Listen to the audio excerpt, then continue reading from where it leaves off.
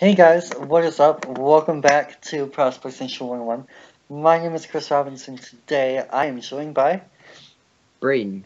and we are going to be doing a 2018 NFL Draft recap for y'all. Finally happened a couple hours ago. Started at 8 o'clock, we're recording this at midnight Eastern. Oh my gosh, it's been such a long day. I don't know how it's been for you, but... Been pretty chill. I've just kind of just been pretty chill. My bad. Let me mute the TV. Oh yeah, you're good. But yeah, But no, man. Yeah, you go. just been kind of just it was kind of relaxing and relieving the fact that you put a year's worth of work into this and it's finally like leading up to this.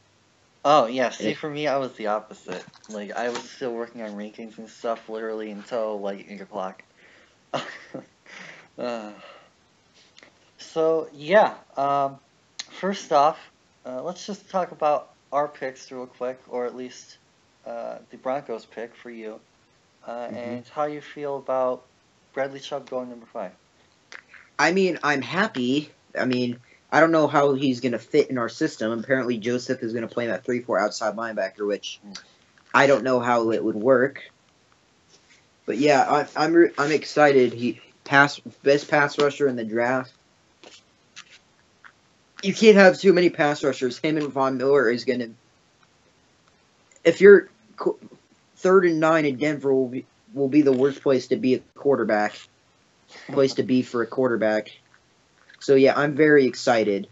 I wanted Rosen, but more and more I thought of it, the more and more I looked up. I gave. Oh, and I just got a tweet that said They did in the preparation. Elway and his team did a crap ton of mock drafts. Hmm. Oh, yeah. Zero of them had Bradley Chubb at 5. So I I thought he was going number 4. Yep, I did too. I always thought that there was the option when Giants traded for or traded away Pierre Paul that he might even go too, Yeah, which I is didn't think probably he would how get to us. I think that that's probably where some of the other situations came in too. Yeah, that's why one of my friends who went to the actual party down at Mile High, apparently when Ward went number 4, the place started going bananas and was basically chanting Chubb's name. And I mean, I see why. I mean, all you guys have to do is just watch literally any game of his, and you see a beast, man. Like, I mean, to me, he was the clear number 2 player in this jet behind Nelson. Yeah, and to be honest, him and Nelson weren't that That like far far away. different. Yeah. Like you could if you put no, I personally put Nelson over Chubb, but if you put Chubb over Nelson, that would have been the correct answer. Like he is that good.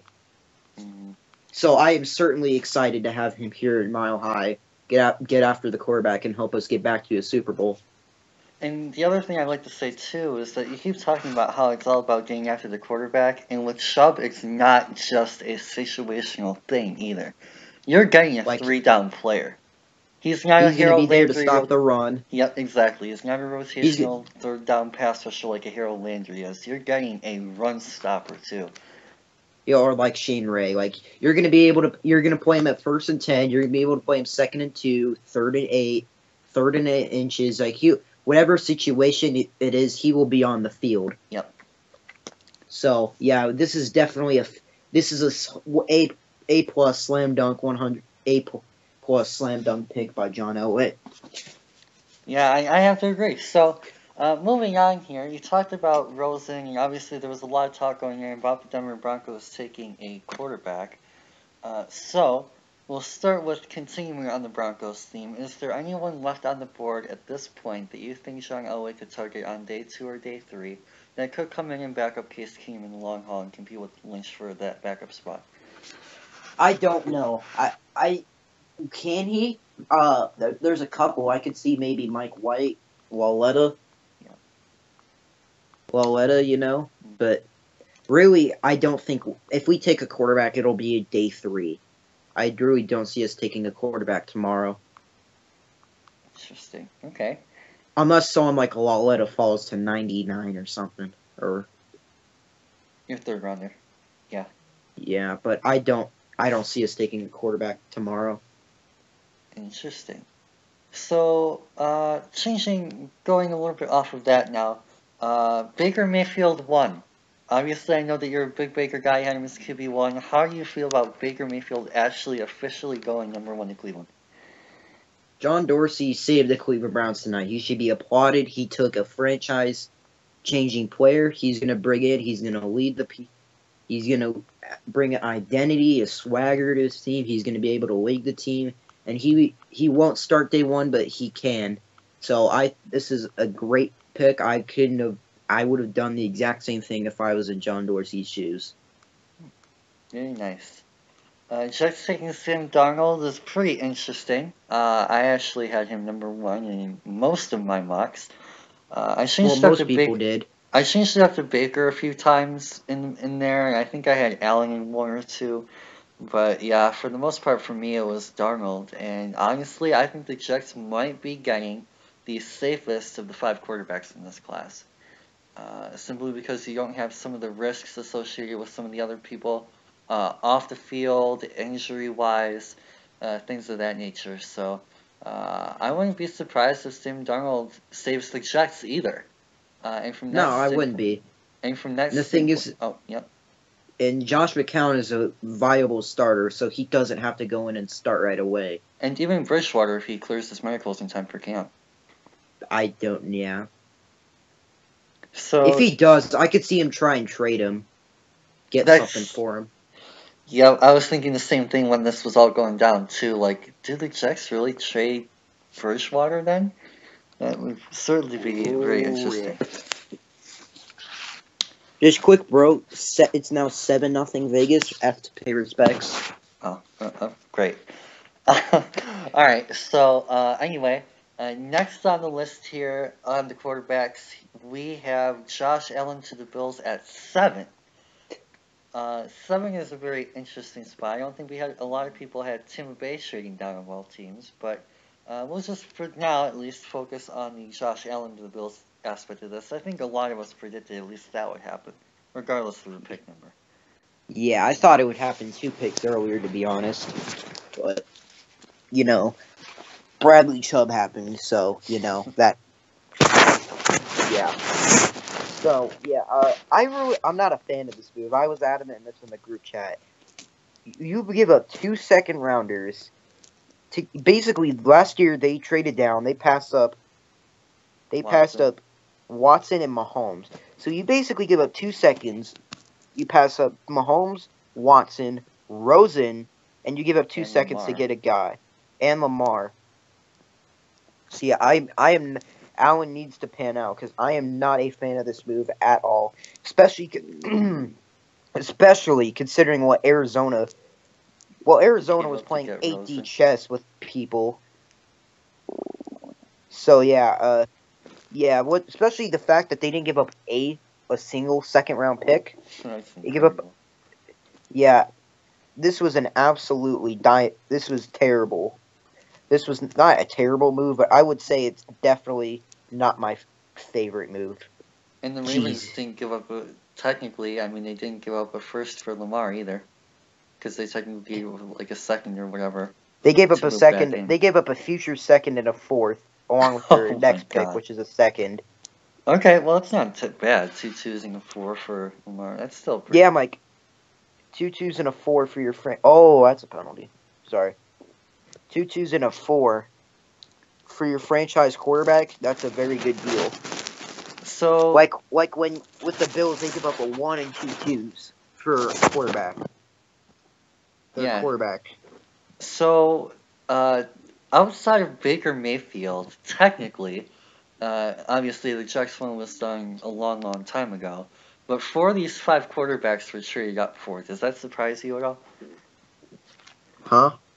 What did you? So obviously the Jets trade was made a long time ago. But yeah. 4 of these 5 quarterbacks were technically traded up for. Does that surprise you at all? Nah, it's more like this is a lot of premium quarterbacks. So I'm not surprised that a lot of teams decided that they needed to go get their guy. And Yeah, I think this was a. I'm not. I thought I wasn't surprised. I wasn't. I was okay. I thought there'd be maybe two. I thought maybe there would be Allen, Rosen, and maybe Allen and Rosen, and possibly Lamar. But I didn't. Yeah, I was. I'm more surprised at how many. Like that, there's four of them. But no, I'm not surprised that there were multiple QBs traded up for. Yeah.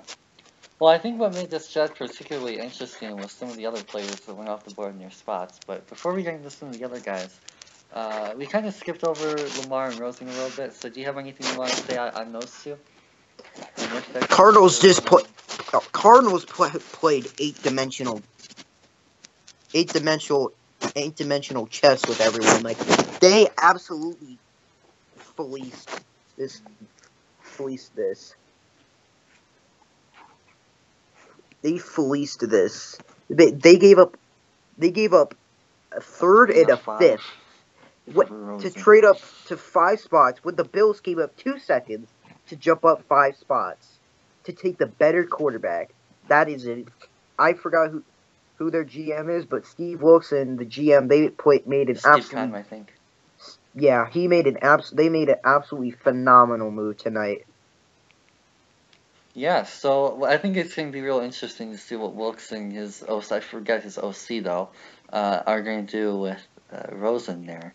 And even more so to me, because obviously, as you know by now, and a lot of people do, I'm a big Lamar guy. So seeing him go to Marty Morningwig's offense in Baltimore, who, by the way, just so happened to work with Mike Vick, hint hint, uh, when he was in, I think, Atlanta, might have been Virginia Tech. But, oh man, that is such a good fit. He's going to be mentored by RG3 there. Can kind of learn from his mistakes a little bit, I think. I hope. He didn't make any mistakes. He just got hurt. Well, his mistakes were sliding or not sliding and not running out of bounds and taking bad hits. Alright, good Which point. Lamar needs to learn how to do. Yeah. But, yeah, I mean, oh man. That is. And taking him at 32, this reminds me so much of Teddy Bridgewater.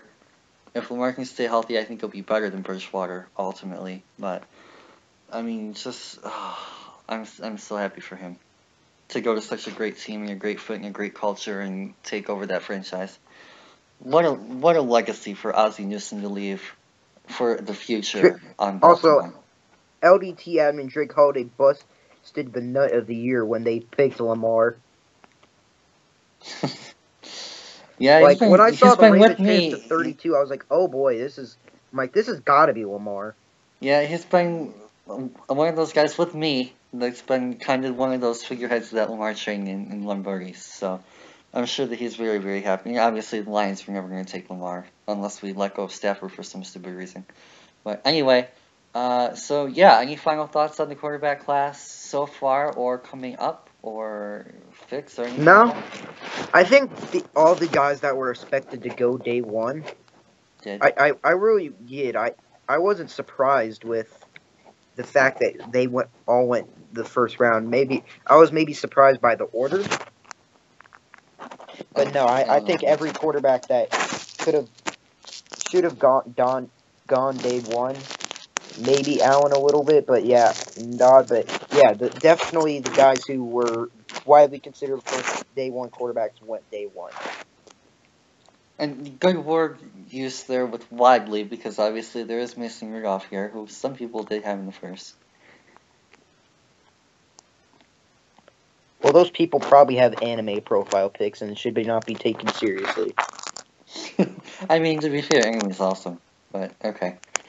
Also, I did want to touch on this. Do you think that Rosen's injury concerns are what made him fall, or is it something else? It was more the injury concerns. From what my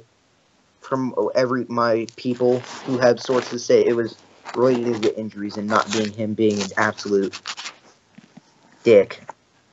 Not even on the field stuff like decision making and interceptions and things like that either? Maybe that more, but it was in fact mostly the injuries. Yeah, I see it. I mean, you're definitely getting a good player if you can keep him healthy. And we're not going into O-line for a little while, but while we're on quarterbacks, I'm gonna bring this up right now. Keep these freaking quarterbacks healthy. Give them a freaking line if you want them to have a chance. Jeff Rand.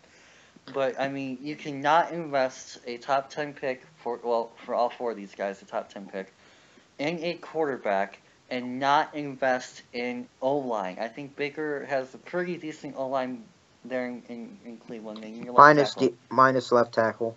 But yeah, he's getting into a little bit better of a spot than these other three guys are. But I mean, Yeah, like Josh Allen, and Buffalo's O line sucks. Yeah, so if you are the Bills tomorrow, not day 3, not free agency, I need to see an O lineman either in the second or third. I don't care which one, I don't care which position, whatever, but take a freaking lineman. Same thing for the Cardinals. Cardinals O line is garbage. And you're taking a quarterback that has a history of injuries, especially concussions. Give that man a line. Period. Anyway. Also, the guy starting in front of him doesn't have the particularly best injury history. Sam Bradford. Definitely not known for his health. I'm not exactly convinced that Bradford is going to start over Rosen. I'm not either, but I'm just saying, if Bradford does start, I'm like, yeah, Bradford would be hurt by the first step of training camp by walking in the building. Stub his toe out for 8 weeks. Okay, well, even that brings up another cool point. So, we talk about starters. How many of these five do you see starting day one? Ideally and actually, both. Ideally, probably Rosen.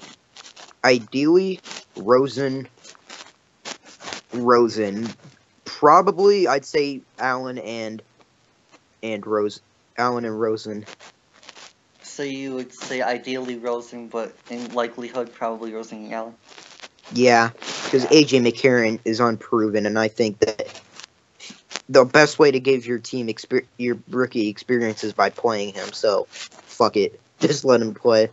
Yeah, I think I'm with you on this one. I would say, honestly, if you wanted to, you could probably start Sam Darnold day one. You honestly, also, if you wanted, you could definitely start Mayfield day one if you wanted, but I don't think he will. Yeah, same here. But, I mean, obviously there's a chance. I don't think it's likely in Baker's case, especially, at least week 1. I'm sure that at least 4 of these guys, Lamar being the exception because of Flacco, unless he gets hurt. Or the Ravens start to suck. Okay, or that. That I think you see all 4 of these guys at some point next year to start a game, even if it's week 17 like Mahomes. So, next, one of my favorite positions to look for in this draft. I don't know about you, but I think this was probably the most surprising. Yeah, there was a shocker late in the first, I will say.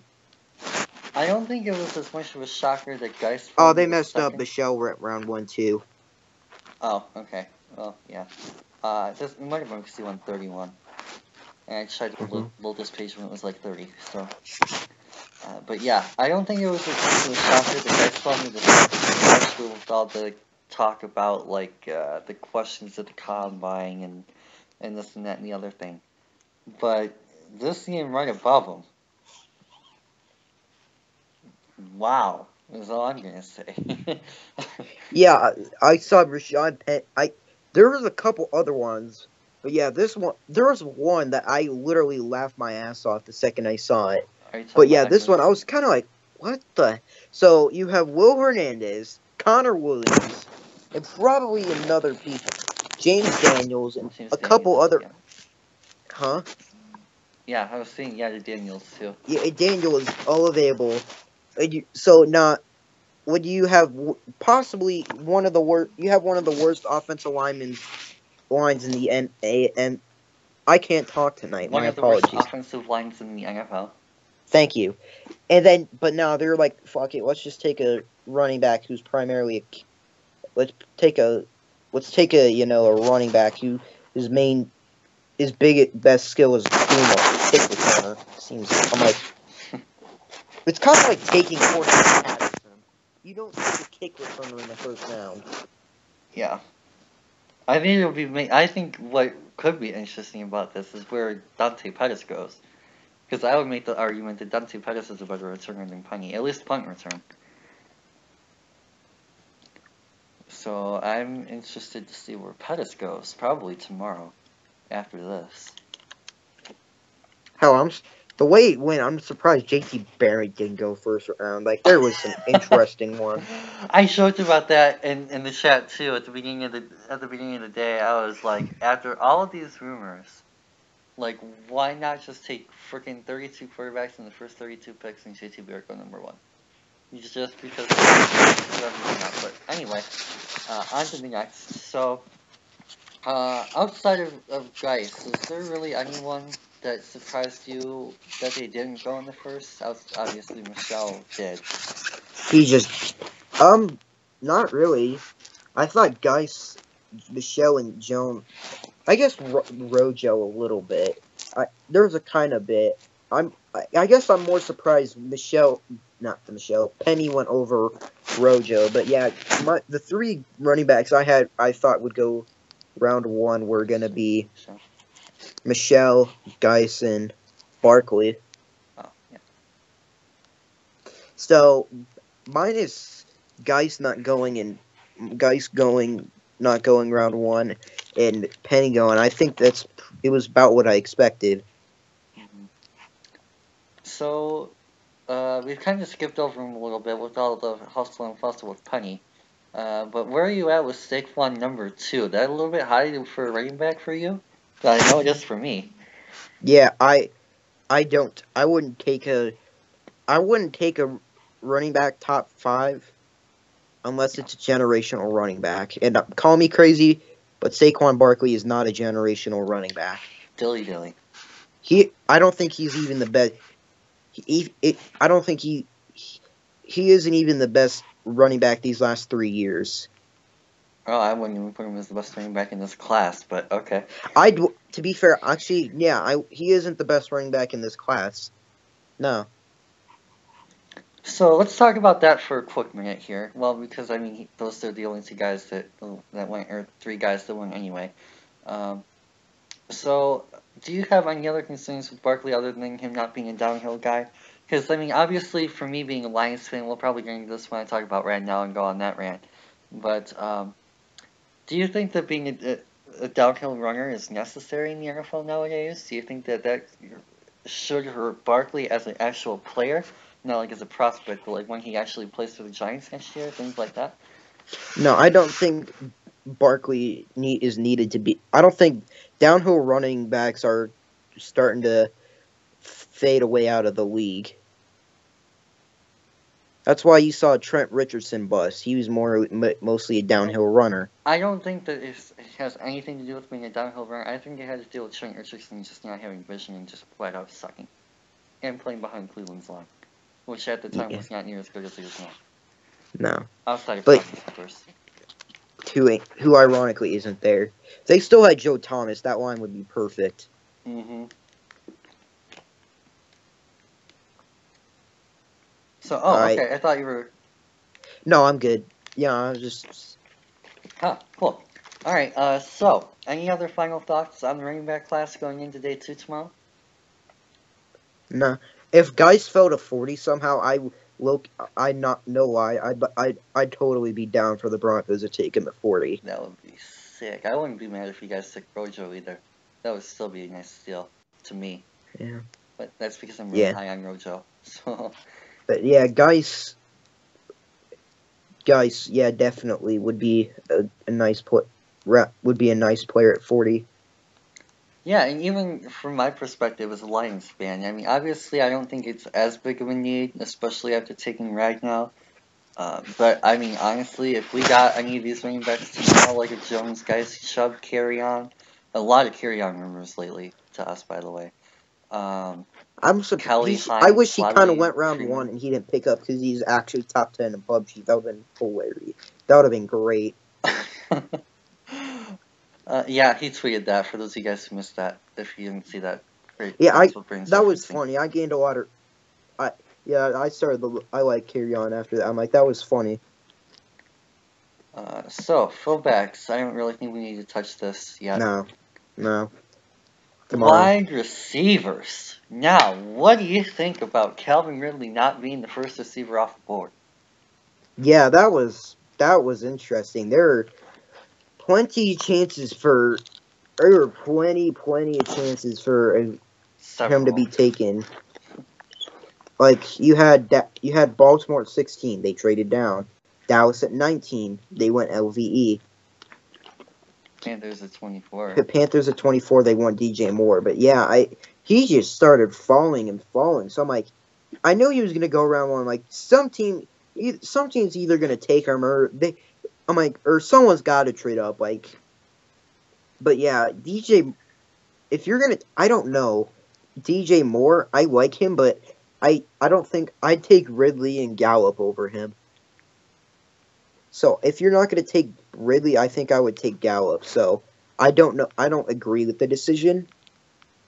But yeah, it was really interesting how Ridley just kept falling. And really, there wasn't like a real reason for it. It's just it started happening. It's like, well, I think that there's probably 2 or 3 main reasons for this. The main one being probably age. Another factor being that so many other teams had defensive guys graded out higher in this class relative to receivers. Third of all, the depth of this class is absolutely, literally driving me bonkers. I mean, there's guys in the 7th round this year that are going to be studs.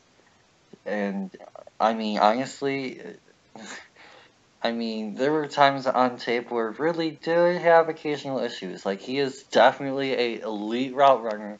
He is a wide receiver 1. But, I mean, in those key moments, like those playoff games, especially versus Georgia, I believe it was, there were times where he kind of disappeared a little bit. So I think that all of those could have played some kind of role in this in some way. But I'm going to start with Ridley because he was my receiver 1. Him going to Atlanta is freaking bonkers, man. Like, honestly, him opposite Julio freaking Jones in that offense with Freeman, Coleman, they lost Gabriel. I forgot who their slot is. Justin Hardy, I think he is now. Matt Ryan throwing the ball. Hooper, tight end. Oh my god. Sarkisian has no excuse to not have a top passing offense this year. Literally, the only excuse is that the Meteor going to Tilted Tower somehow hits their stadium. Like, that's the only thing I could come up with that would be a legit excuse. Or injuries, honestly. But, I mean, other than some kind of injury happening, probably Julio, I don't really see any way that you can not Or maybe Matt Ryan. Oh, yeah, that works too. But, oh, man.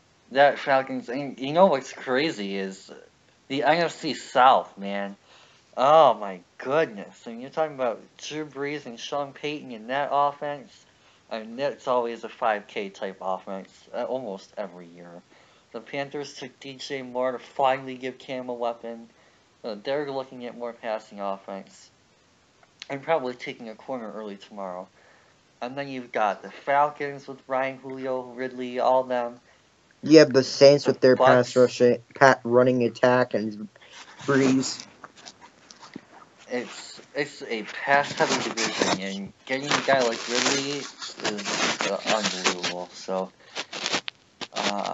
yeah, I'm really happy for the Falcons. I don't know how Dan feels about this. I think he was hoping for the I guess. Obviously, Vale was one of his guys, but we'll get into Vale a little bit later. And, yeah, I really like that pick for the Falcons. I actually thought that was one of the bigger steals in the first round. But on to DJ Moore, who was actually the first receiver taken. Have you even watched a lot of him? I really haven't, actually. A little bit. Okay, so what have you seen? Because I actually aren't too familiar with him, to be honest with you. It's just, I'm like, he's a nice pass rusher. He's good pass rusher, route runner. Sorry, there's a video of Bradley Chubb up on my ESPN app, so I just pass rush. Whatever. He's a nice route runner. He's good size, decent hands. So I'm like, he's definitely gonna be a good pro. You know, Mm-hmm. like I definitely like him. He's definitely gonna be a good pro.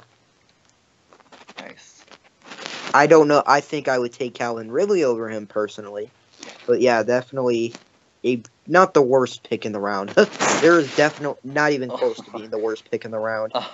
Yeah, we already talked about Penny, so I'll go out and say that he was probably bottom 5. There's a couple. That was not the worst.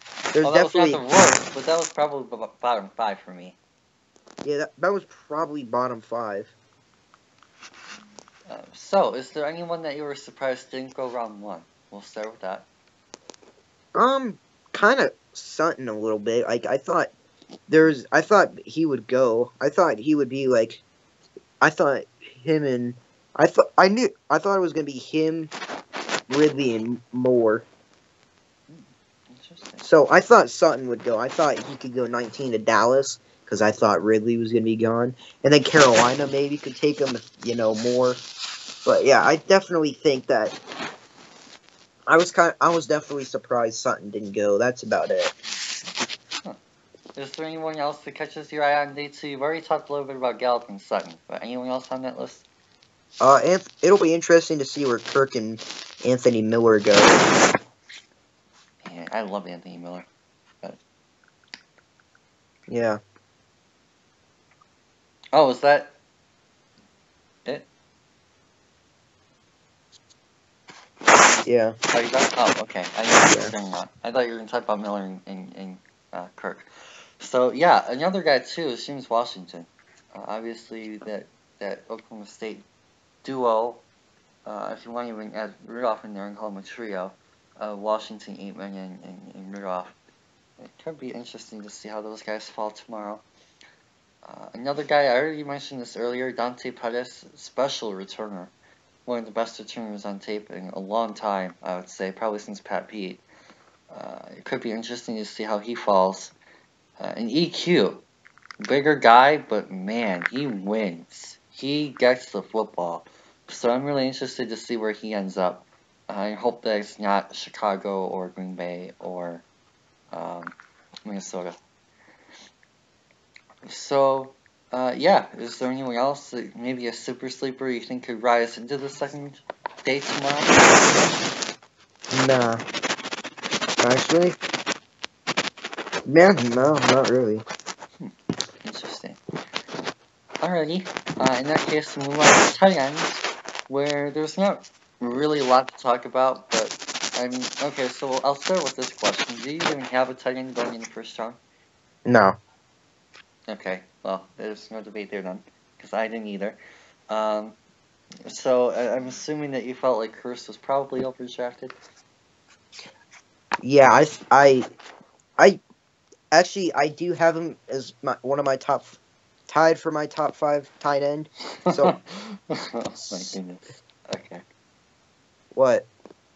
I mean, a top 5 tight end in your class where you don't even expect one tight end to go in the first round says enough as it is. Yeah, I'm like, I thought I would if there was an outside chance. I thought if there was a tight end to go round 1, it would have been Gesicki or Goddard. Yep. Like I just didn't expect Hurst. Mm-hmm. It's not I mean, he can be both a good passer. I mean, he's a good blocker. He has some work to do in the run game. As a pass catcher. So yeah, I was definitely surprised when it was him. Yeah, and honestly, I think the age was a big reason why a lot of us slept on him. He was born in 8/24/93, and you see all these guys 95, 96. I think Evans is 97. So, yeah, I think the age is part of the reason why, but honestly, it's not really that bad of a prospect. He just has a little bit on the upside for my taste. So, I would put him in probably that bottom 5 category too, but I think Lamar makes up for it. Just me. Mm-hmm. So anyone else you want to talk about? Maybe day 2 targets? If you're looking for someone on day 2 who you go to? No. I mean, I really I'm like Andrews, Jaceki, Goddard, Fumagalli has out. You know what? There's a guy. Ian Thomas could be an outside guy heading into day 2. Very nice. All right. Yeah. But yeah, I think there will be at least 3 tight ends. 3 tight ends will go day 3 tomorrow. Oh, okay. I would probably lean a little bit higher than that, but I think 3 of them go in the second. I wouldn't be surprised if we see just like a Goldberg and either Andrews or Thomas go in the second. I mean, maybe one of them at 51 to Detroit. I would not mind if we took Jaceki or Goddard at 51. Something like that. So, yeah, with that, any other final thoughts? Or I think we kind of covered everything. Yeah, I mean, we covered everything. Sweet. Next up, offensive tackles, or at least the people that are listed on here as offensive tackles, which isn't necessarily a offensive tackle. Start with Mike McGlinchey. I think we all had him as offensive tackle 1, if I remember right. No, I didn't. I had him as OT3. Oh, really? Okay. Behind who? Williams and Rankin. Huh, okay. Interesting. So, why did you not like him compared to the other two? Who also both didn't go on round 1, coincidentally. Yeah, again, I root Williams. Rankin it to be. You could check out our video on him. I love Rankin, man. He is a absolute beast. He is great in the pass game. He's a good run blocker. To me, McGlinchey is. I don't really. It's not that he's bad. It's just I like Rankin and Williams more. Interesting. Especially Rankin is especially not the run game. Yeah, I think what makes McGlinchey nice is that he has left tackle upside. I think he can eventually become the left tackle when Staley retires. He can start at right tackle from day 1 for them. So getting their guy and making sure that they got their tackle of the future and building block, I kind of like that pick for the 49ers, actually. Yeah. Definitely could have made a lot worse selections, including the next guy on the list. Who went to the Oakland Raiders. I have no idea what John Gruden was even thinking here. At least I will say this, at least he traded down. But he also traded that 3rd round pick he got for Martavis Bryant. I would actually think that was a good deal. But anyway. You're getting Colton Miller and Martavis Bryant for a 1st round pick. That's not good.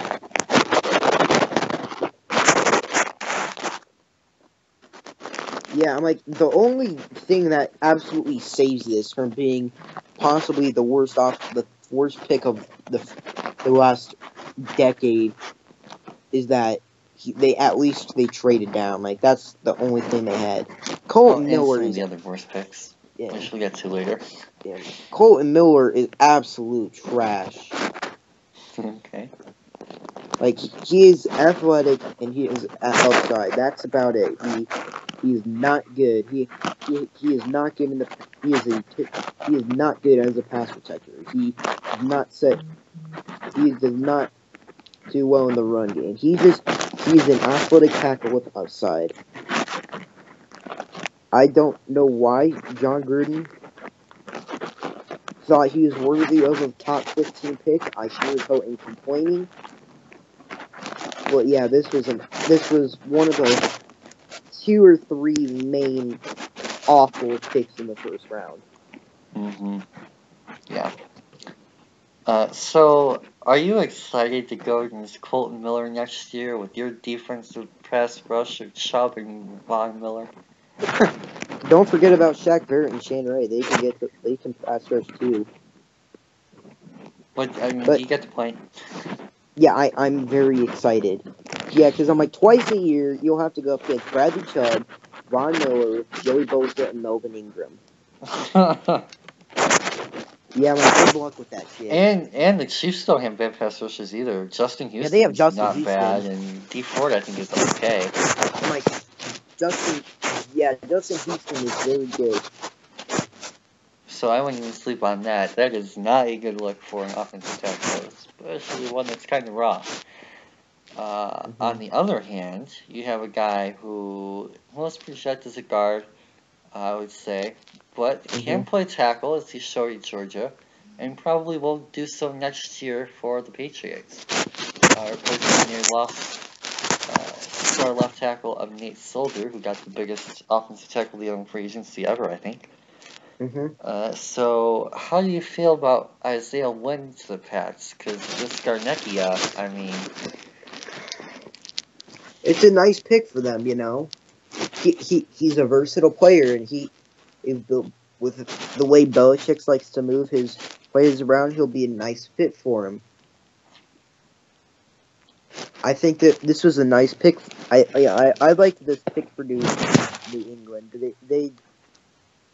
He can play tackle, he can play guard. So he's just a versatile player that if you want to go get a tackle, he can. If you want to go get a tackle, you can get a tackle and move him to guard. Vice versa. So I think this was a nice pick for the Patriots, and the good thing is this isn't committing because he's not committed to one position.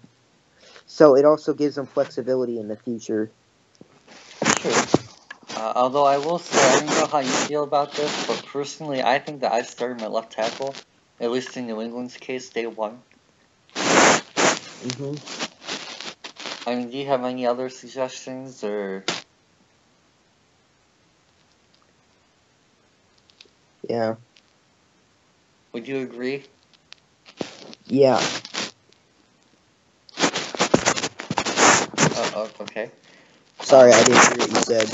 Oh, do you think the Patriots should start Isaiah Wynn at left tackle on day one? Yeah, I think they could. Yeah. After losing Soldier? After losing.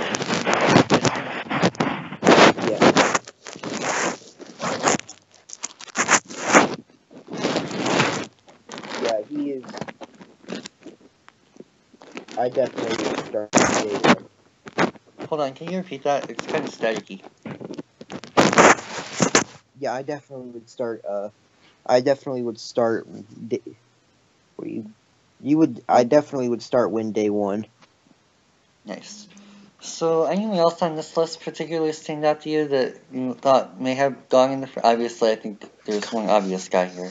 Yeah, Connor Williams. May have gone in the first, may have maybe been kind of overrated. I'll get to a guy there, but... Yeah.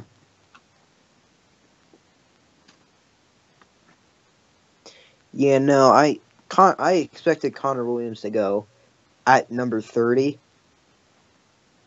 Ooh, okay. To Minnesota. Yeah. Oh, okay. That's an interesting fit. Yeah, that's. I expect him to go today. I'm definitely surprised. That's one of the more actually, it's one of the more surprising players who didn't go day one. Well, I think part of it was the injury, and especially the inconsistency. I mean, you turn on I think it was the Maryland tape, and someplace he was literally getting blown up. And we talked about him a lot in the chat because I wasn't really a big fan. I've always had an early second on him.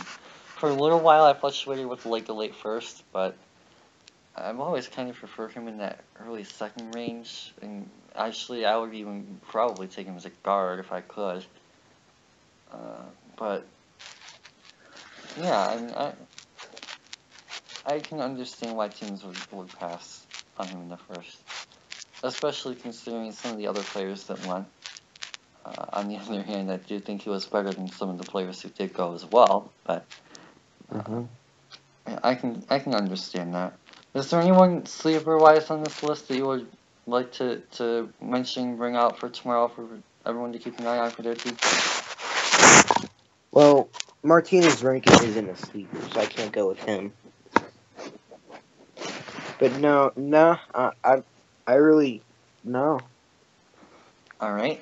In that case, I have two guys that I'm gonna throw out here first. I've got Shikumo Okorafor. Gotten to see that kid at Western Michigan. Very raw, but the man is big. The man has upside, and he is, well, very raw. Day one, not a day one starter at all. If you're taking him in the third or fourth round and developing him, for example, I've always liked him in Philly. Developing behind Brandon Peters and eventually growing and taking over that role in a few years. That would be real interesting to see. And another guy that I actually thought that we were going to consider taking before we went with Red now today was Tyrell Crosby. I know that Dan's a big fan of his, as well as a few other underground people in the scouting community.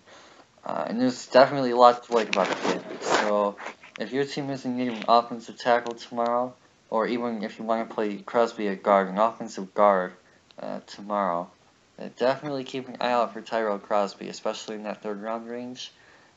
He, while coming from a spread Oregon type system, definitely is one of the very few people in this class that I would actually consider starting at left tackle day one, along with McGlinchey and Wynn. Yeah. So we done with offensive tackles? Yeah. Sweet. Next, offensive guard. Obviously, there's some of the centers and stuff are mixed in as guards and vice versa.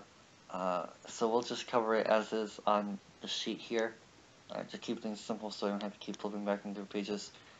But is there anyone on this page that you thought should have gone round one that didn't?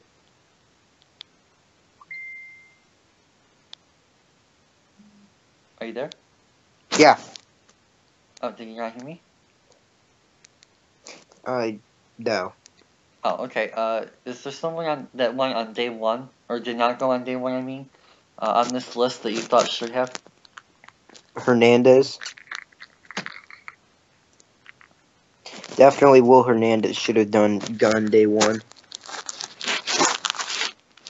Yeah. Yeah, I was. For me, he was the most surprising player that didn't go day one. Who's the what player that didn't go day one? It It was almost like windy. Can you repeat that?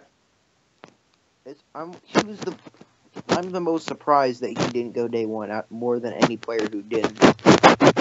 Yeah, he was the number 2 offensive rated player on my board. So, I mean, maybe there's a medical thing, like with Landry, that we don't know about with Hernandez, or maybe teams are really concerned about his size, or something. Or it could be because of the depth of the class, too, which is a common theory. But, I mean, honestly, if I'm a team in need of an offensive lineman, interior offensive lineman still, I would definitely consider taking up and taking him.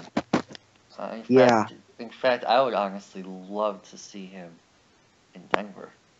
Yeah, Mike. We should try and trade up. No bullshit.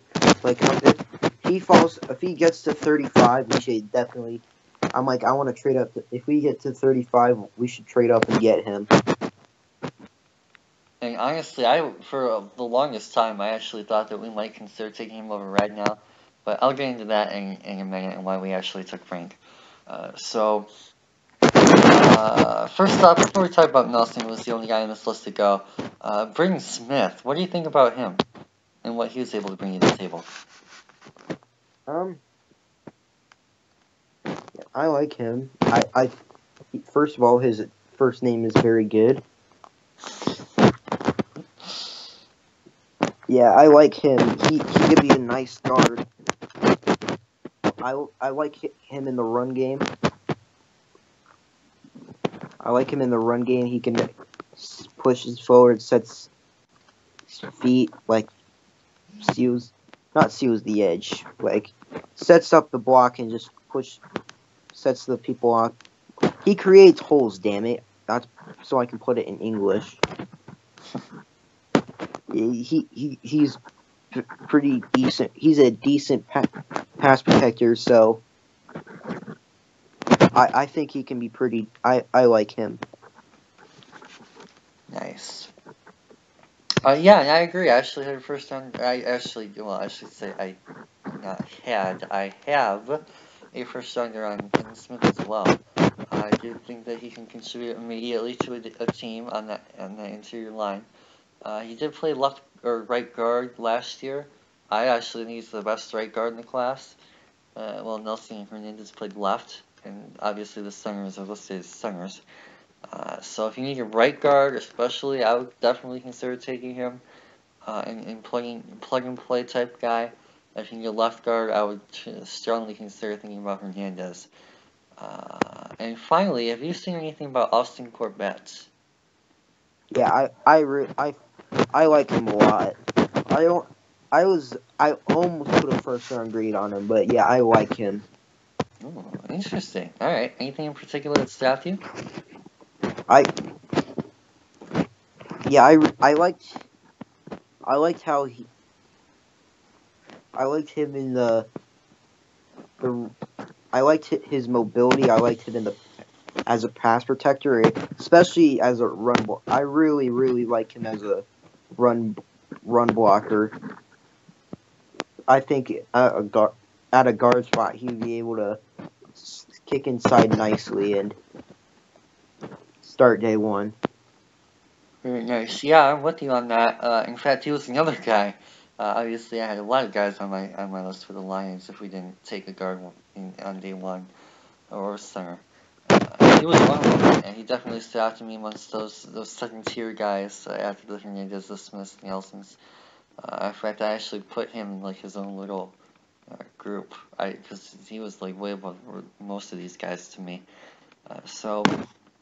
Yeah, is there anyone on this list that you want to mention other than those top four guys that we've already talked about? No, I'm good. Very nice. And before we move on here, Nelson. I mean, the reason I kind of saved him for last because I think basically everyone that's actually watched some tape of his kind of agrees.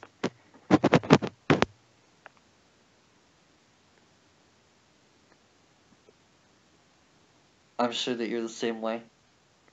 You kind of cut out. I'll be honest. Can you repeat what you said? Oh, I said that basically, like everyone who's watched tape kind of agrees on their thoughts on Nelson. Yeah, he's just an absolute. He's an absolute monster in everything. Yeah, honestly, I mean, could you make the case that the Colts may have gotten the best pick in the draft at 6? Like, they literally traded down, picked up 2 second-round picks, and still got Quentin Nelson? Yeah, they definitely had one of the best.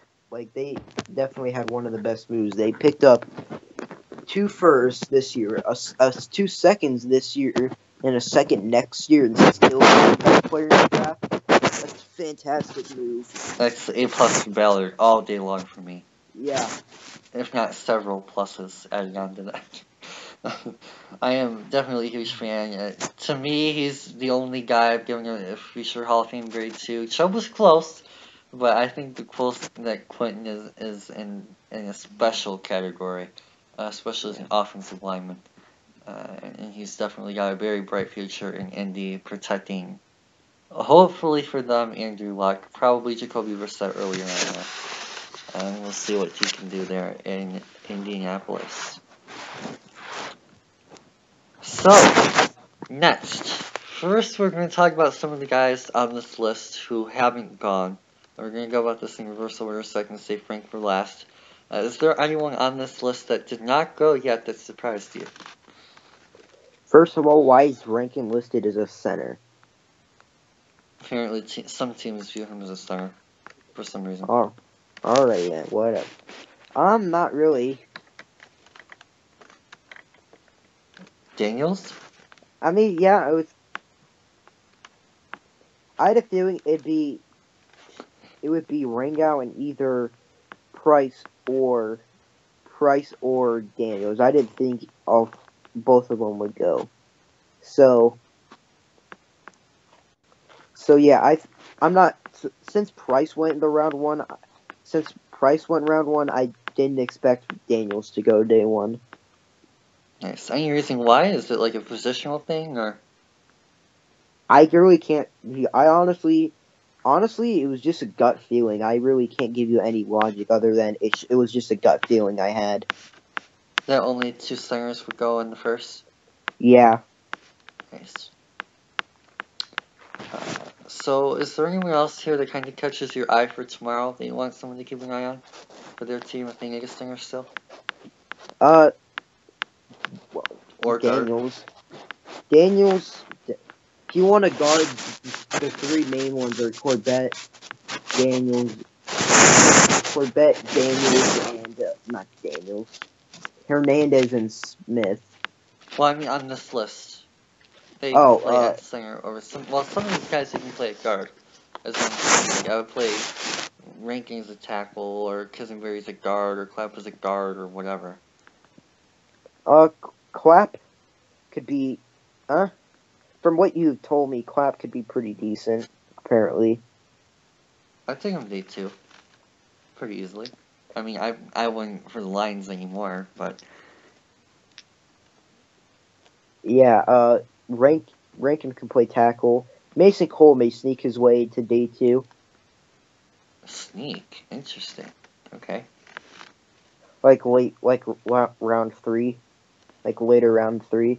I definitely see him going in the 3rd. I wouldn't be surprised if he goes early in the 2nd, actually, either. If Daniels wasn't there. He's probably going to be next to center off the board after Daniels. Yeah. Yeah. And then obviously Daniels is the main one. That if you need a center, you need to try and get him. Mm-hmm. For sure. So, thoughts on Billy Price? Yeah. Do you have any? Thoughts on Billy Price? Yeah. I mean, solid center all around. The fact that the doctor came out with that note and said that he'll be fine to go for training at camp. Yep. That was a great move by his agent. That was a great idea. Yep. And obviously, I hope it's true. I hope these teams, the Bengals in particular, shut down that. And the Bengals shouldn't take him if they don't think he's going to be back in time for at least like week 1, I would say. Yeah. So do you have any concerns with Price other than his durability? Not really. Just kind of a solid center, you know. I mean, he's good. He's a good pass protector. He's a good run blocker. Just kind of like he was going to be around one. I think before the injury, everyone agreed he's going to be around 1 pick. Yeah, in fact, there have been rumors today that we're going to take him in 20 and 30. And obviously, the Bengals were going to take Frank. So it's interesting that kind of flipped a little bit. But so yeah, I mean, there isn't really much to add. Interesting. So, before I go on my little, I'll start by giving thoughts on Price. I really liked Price as well. From a technique standpoint, I think he's there. I think he's a day 1 contributor immediately, especially in Cincinnati, which is in dire need of OL help.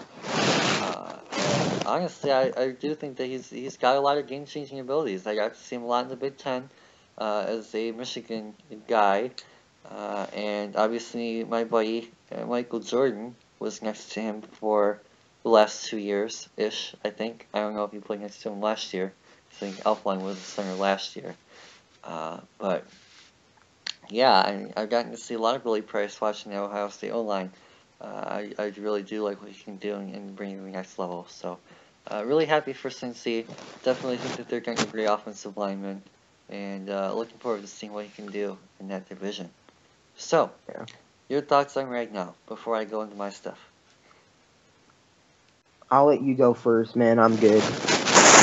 Just go. Okay. So, we're going to talk about this thing a little bit later when we get into edge rushers. Landry's medical is not good.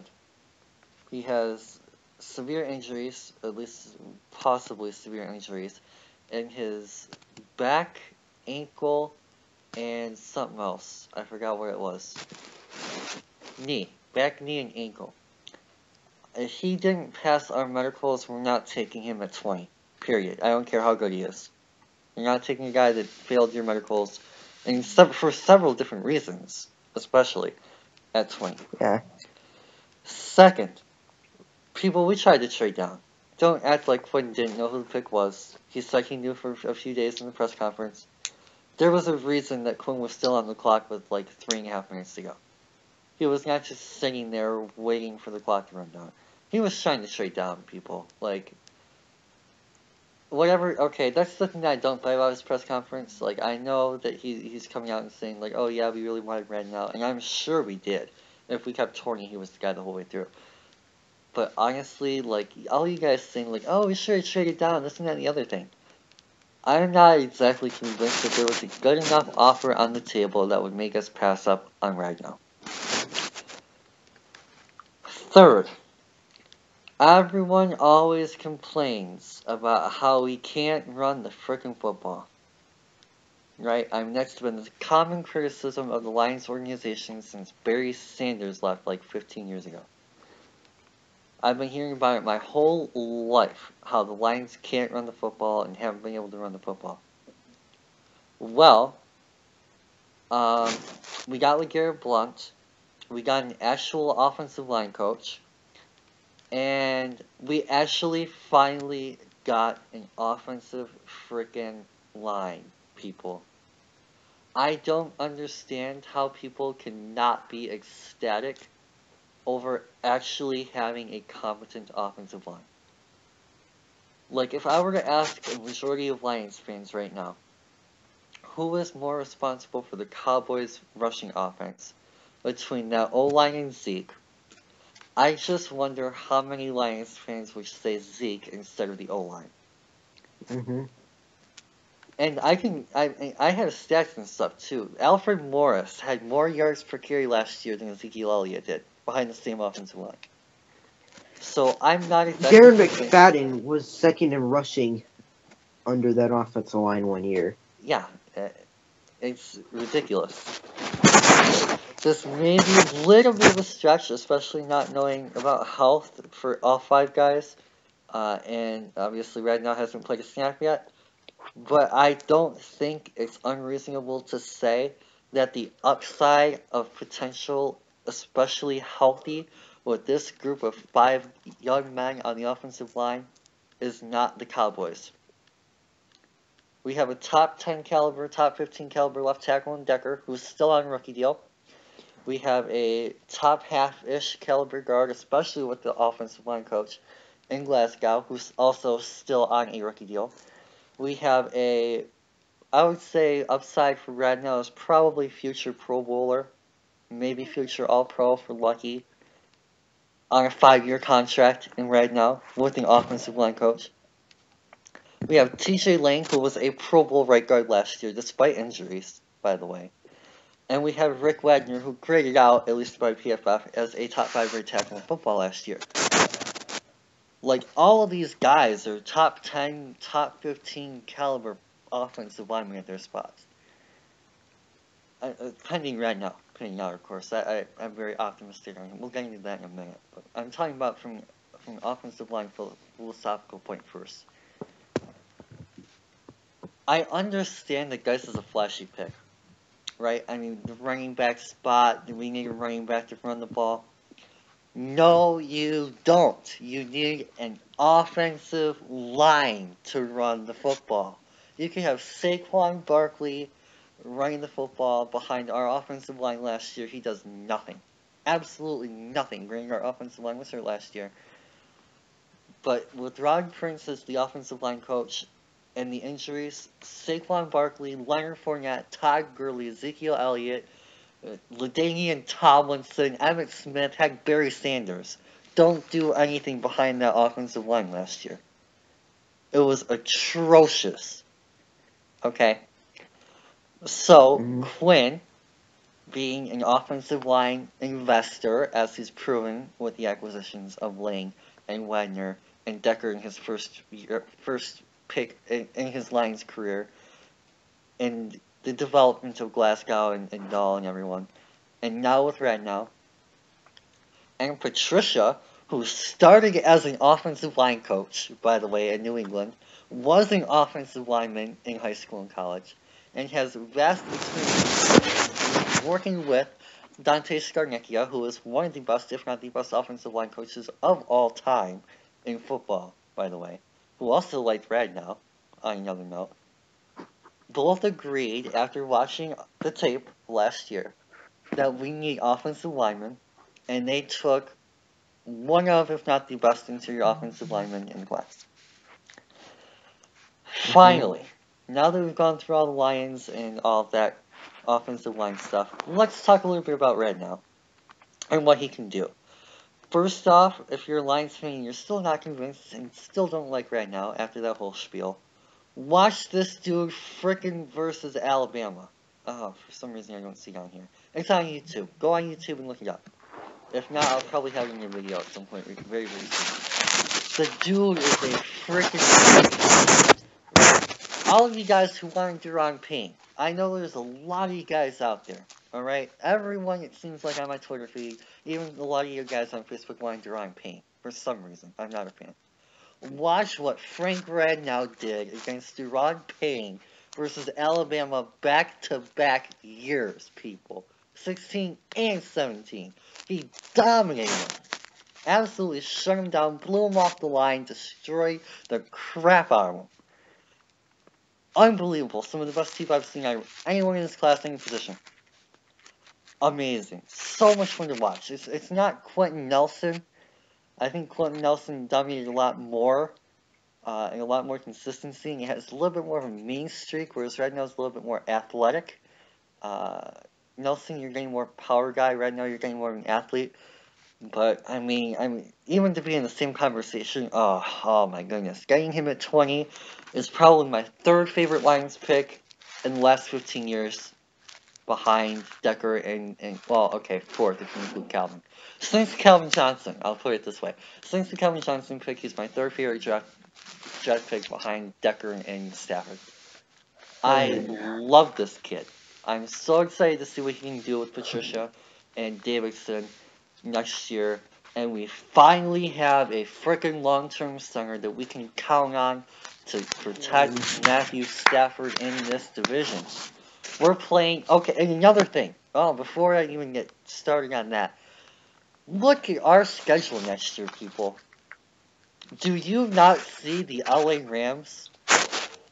When this guy matches up with Aaron Donald and Ndamukong Suh next year, and Stafford doesn't get absolutely crushed in the middle of the playoff race, you guys are going to be flocking back here on Twitter, on Facebook, on wherever, and praising Bob Quinn as the best general manager in Lions history for actually trying to save Matthew Stafford's life. Because that's what this pick does. Stafford has been sacked so often, our running backs have zero holes, and Frank Radnow will do both. This guy has not given up a single sack in 1,200 offensive snaps. That is ludicrous. Like, do you guys not understand the impact that has on offense? Not only keeping Stafford upright, but from a playbook perspective, we always talk about how we need to be more diverse in our offense. Frank Radnow does that.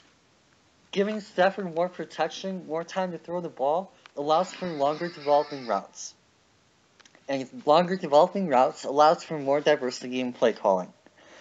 Also, from a run game perspective, we don't have to run inside zones every single play. We don't have to run a jaw every single play. We don't have to run the same dang crap over and over and over again. Because we have 5 offensive linemen who are starting caliber on most NFL teams that can block not only at the line in a power set, but athletically in space. so we can pull guys when we need to and actually have the athleticism to pull guys now. Because if you go back and watch some of the tape from last year, some guys that were pulling Glasgow did not necessarily have the athleticism to do that. And Frank Radnow had the 4th best combine of all time at the center position. So this dude is an athlete. Anyway, before I go on too long of a rant, I don't want to keep you here too long, Braden. So we'll get into your guy here right now. But first off, because you told me to go first, what are your thoughts on Radnow?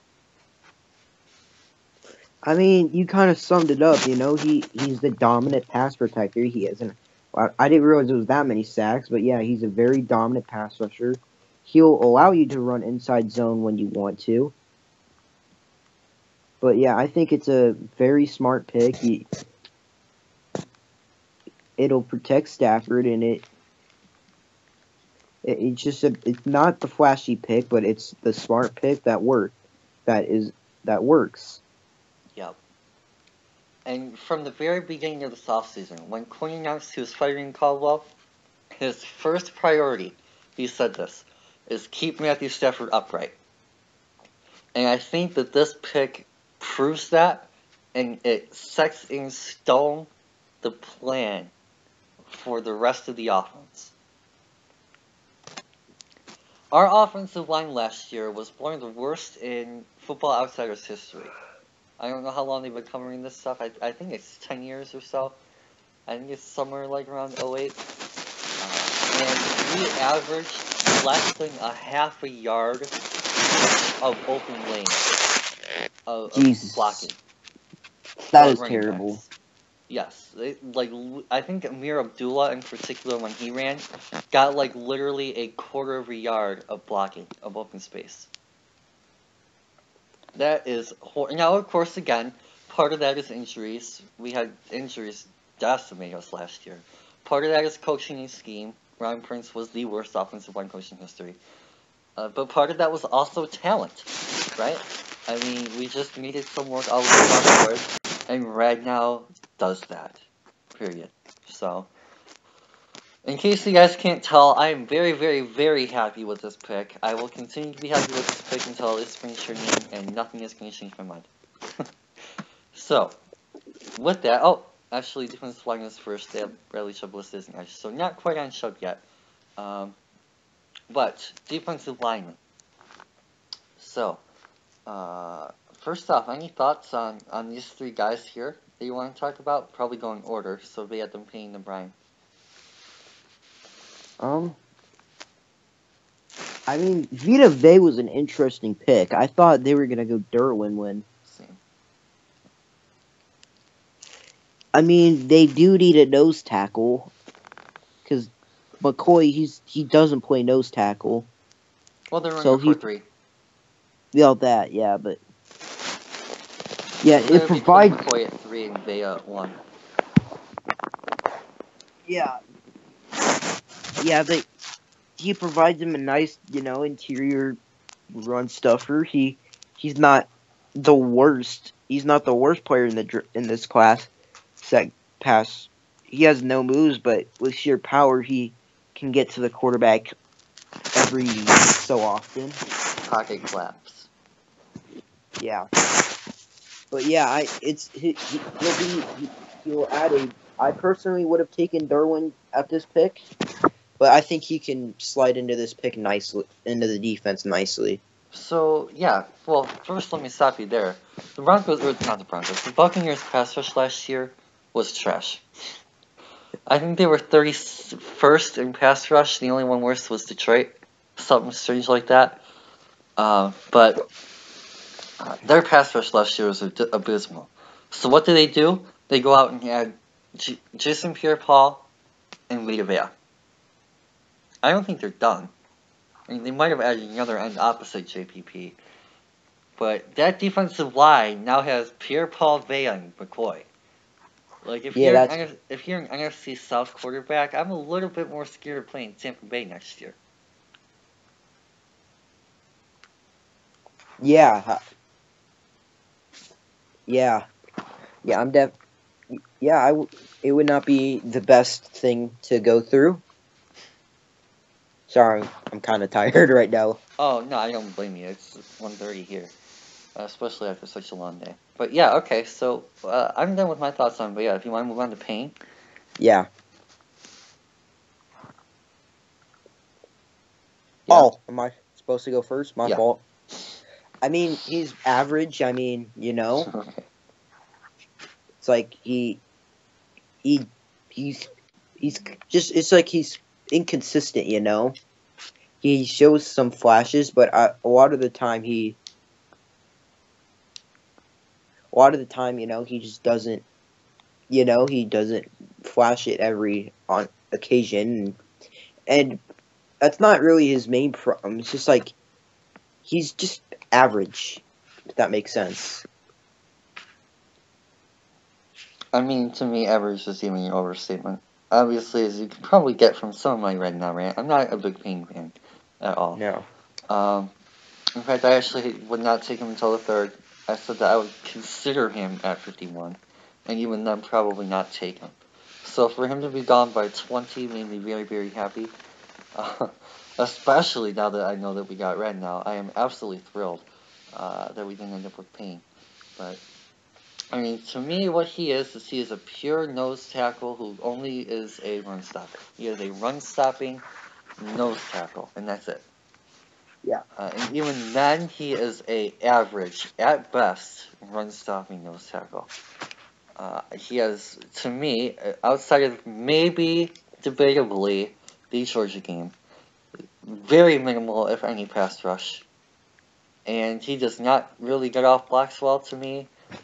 He, again, I re-emphasize, zero pass rush. All y'all talking about wanting pass rushers did not want Deron Payne. I don't know what you were seeing in Deron Payne if you wanted a pass rusher. But yeah, I mean, good for him to go to a place that needs a nose tackle that can actually use him and surround him with other edge talent like Kerrigan and Murphy. That might be a benefit to him. But I don't see it. I mean, he's probably my one most okay. Taking out these surprise picks like the Edmonds and the Pennies of the world, he was probably my biggest disappointment pick.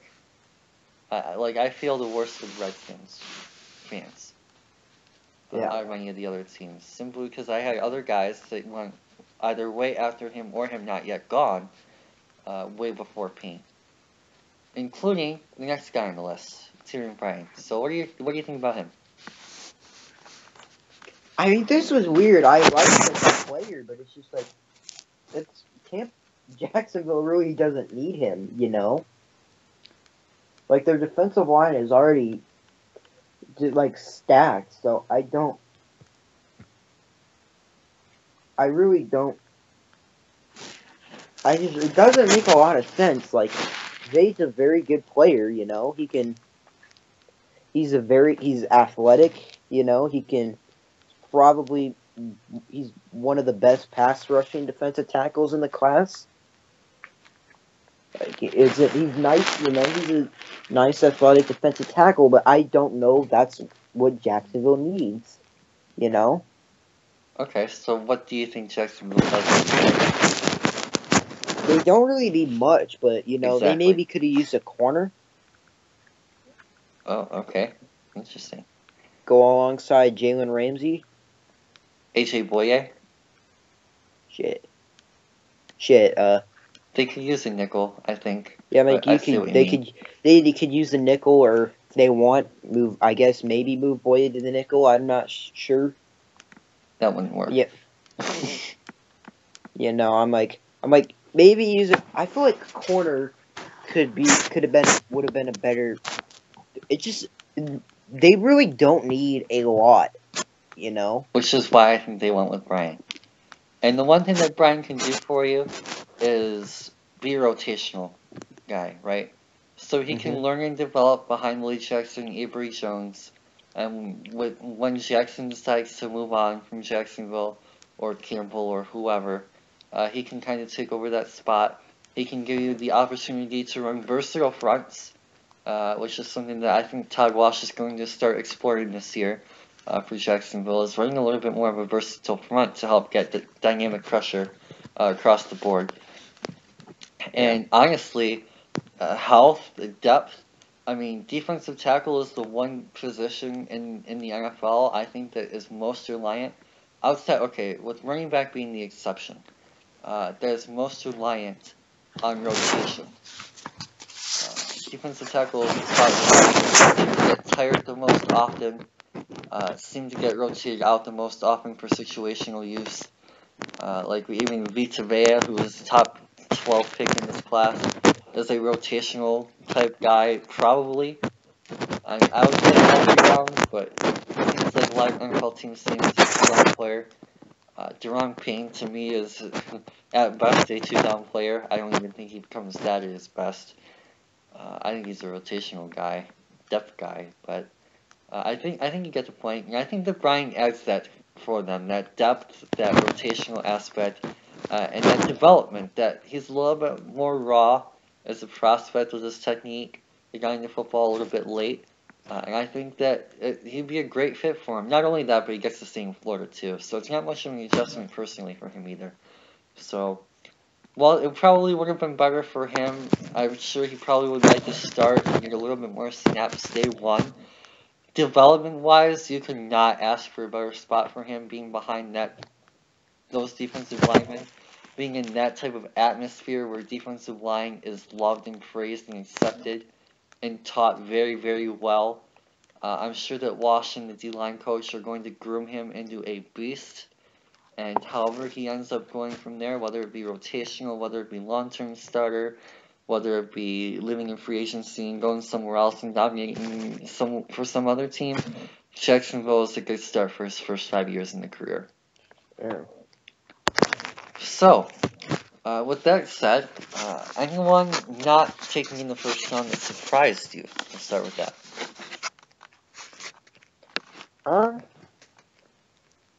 I mean, not really, especially with although Maurice Hurst is healthy, I really didn't expect him, so I really, maybe Mo Hurst a little bit. I'm not surprised. Yeah, I think the one thing that really hurt Mo was the defensive tackle depth. Actually, to me, I think this class is really, really deep. I see a lot of guys that you can rotate day one. And I think that kind of moved him back a little bit. Also, not to mention needs at other spots. I think that there are other positions in this class that were more highly valued, especially in edge rushers. Like you saw the Saints, we'll get into them in a minute. But yeah, I do think that he finds the home on day two, and it might even give him a chip on his shoulder. And help him out in that sense and motivate him a little bit and things like that. So I'm looking forward to seeing where he goes tomorrow for sure, especially as a Michigan guy. You guys know I love Mo. If you guys haven't seen part 2 of my breakdown on him, check that out. If your team needs a defensive tackle and didn't take one today, maybe the Lions, hint hint, 51, hint hint. That could be fun. But yeah, I'm really looking forward to seeing what happens to him tomorrow.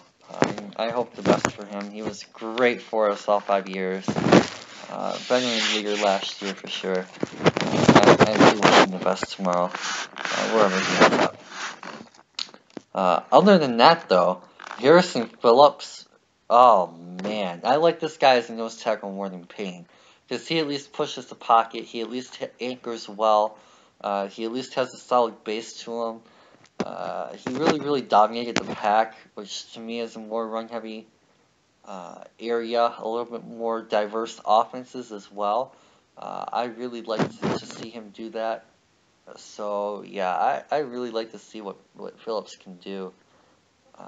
And I'm really interested to see where he goes as a nose. Obviously, Vega and Payne have already gone. I think that Phillips is the last of that group of 3 of elite nose tackles in this class. So, should be fun to see what ends up with him. Another guy to keep an eye on, Nathan Shepard. I saw a few mocks with him in the first this year. I think I would take him easily in the second. I have a second round bid on him for sure. I would definitely be happy with him at 51, or another defensive tackle needy team taking him in the second certainly would be a great pick. PJ Hill at one point I know is a Falcons first round target. I think they take him in the second if he's there, especially after going with Ridley. But that could be a very interesting guy to watch on day 2. Desmond Snead, underrated. I think he goes a little bit later, but definitely someone to keep an eye on. If he does go tomorrow, I would be happy with that pick as well. Trenton Thompson, versatile guy, can play nose and 4-3 DT. Definitely someone to keep an eye on there. Derek Nottie, another great nose tackle. Tim Settle could be a rotational nose tackle for teams. Depth nose tackle, second guy up. RJ McIntosh has potential. And Rasheem Green is a 3-4 and 4-3 tech type hybrid front guy. So you could see him go to a hybrid team like the Pats, Lions, or Falcons, or Ravens. So definitely another guy to keep an eye on. Anyone else for you? No. Cool. Ready to move on to edges? Yep. Sweet. So, same thing for you. We're going to do it the opposite way and go through this reverse order so we can end with Chubb. Is there anyone on this list that you want people to keep an eye on as sleepers for tomorrow? Oh, I'm just going through the list real quick, making sure. I don't. It's kind of upsetting that he came to this point, but Okoronkwo is a sleeper that people should watch out for. Interesting. Okay. This guy is an absolute. Okoronkwo is a workhorse. Like he doesn't give up on any play. He has a fantastic motor. Yeah. He draws a lot of penalties. Pass rushing. Thanks. Yeah, on film he drew a lot of penalties.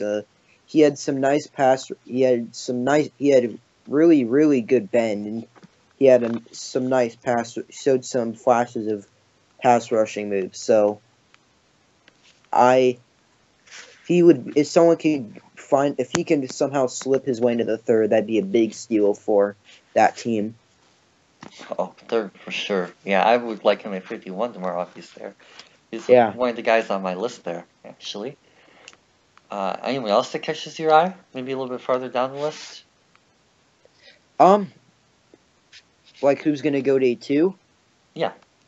Nah. There's some sleepers for day 3, but no, not for day 2. Cool. Then we might get into some of them tomorrow. One guy that catches my eye, I guess. Okay, well, I'll just stick to this column for now. I'll save those guys for tomorrow. I like Hercules. I think he's a nice versatile front player. Definitely keep an eye on him. For those versatile defenses, Detroit maybe could be a fit for him in the third. I would love to see what Matt Patricia could do with that kid. Oh my. AJ Dewey Clump.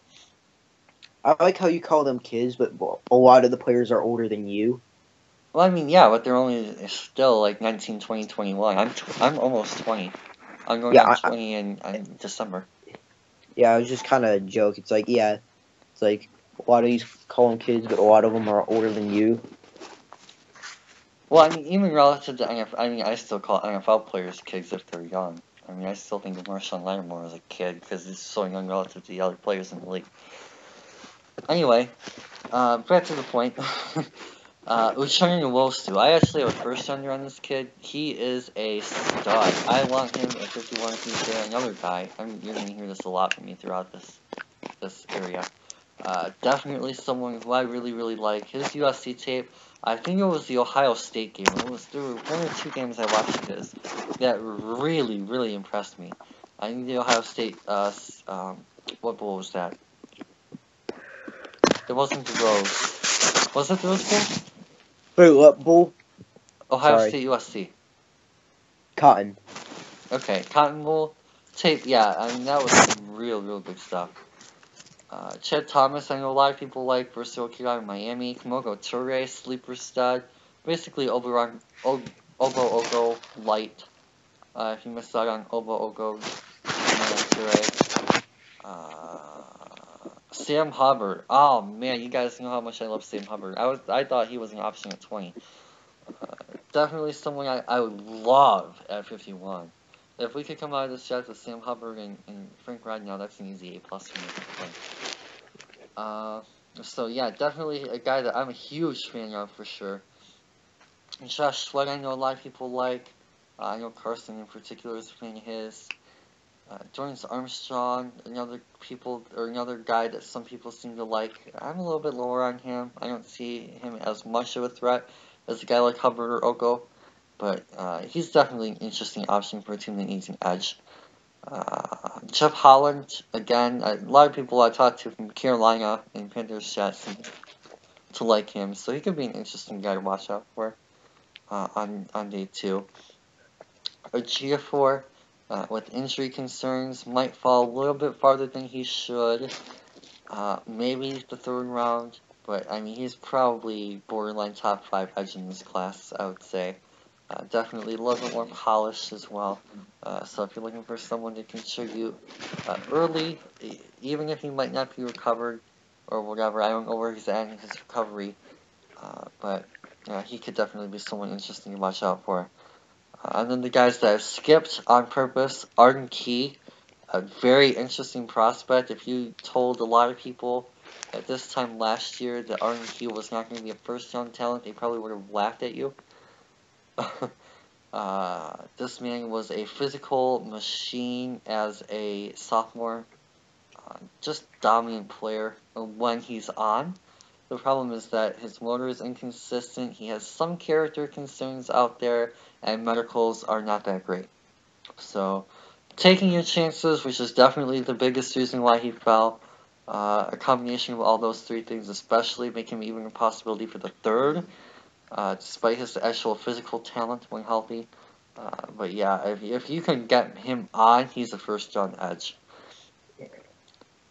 Lorenzo Carter is a personal favorite of a lot of Lions people in particular. A lot of Lions fans and analysts I talked to really seem to love Lorenzo Carter. In fact, there were a lot of people I talked to that were actually surprised that we didn't take him at 20, even over Landry. So that was a bit of a surprise to me to see so many people that high on him. But I mean, he has it. I mean, he's definitely got upside for sure. Can come in and stop the run. So technically polished. Patricia is a huge fan of his. So he could be a guy to keep an eye on for that 51 spot as well. Definitely someone that is going to go early tomorrow. So be prepared to hear his name called probably in the 40s or 50s. And then, of course, Harold Landry, who I mentioned earlier has several injury concerns. We don't know how serious they are, but judging by the fact that he completely fell out of the first and is expected to fall farther, my guess is they're pretty serious. He failed several teams' medicals. My guess is including the Lions, since we literally passed on him. Despite him being the most obvious choice, I would say, based on the Pasqualoni connection and all that stuff. But, I mean, another one of those guys had a big year as a junior 2 years ago, and then injuries just kind of fell off, and then slowed down, missed the last half of the year, and while he tested elite athletically, I guess his medicals came back really, really poor from a knee, back, and ankle standpoint. So, hopefully, for whatever concerns they are, they're not too bad. He can find a career in the NFL for some team that decides to take the chance on him. He definitely has the athletic upside, especially as a second rounder. At this point, I wasn't the biggest fan of him at 20, but if you're taking him in the second, there's a lot better value to me as a player. And I really do think that he can be a nice versatile player, outside linebacker, edge, DE type. So whoever gets him, if you're getting a healthy Landry, if you're getting a guy who you can teach a moveset to, you're getting a beast. So wish the best for him and what he does going forward. Now, with that said, we got 2 big ones to cover here. First off, we'll start with the Saints in Davenport. This trade. Wow, Yeah. man. What do you think of this trade? I think this is the biggest shocker of the draft to me. Yeah, this was terrible. Like, when I saw what they gave up, I fully expected Lamar. Hmm. Because it's like, I don't understand why you would give up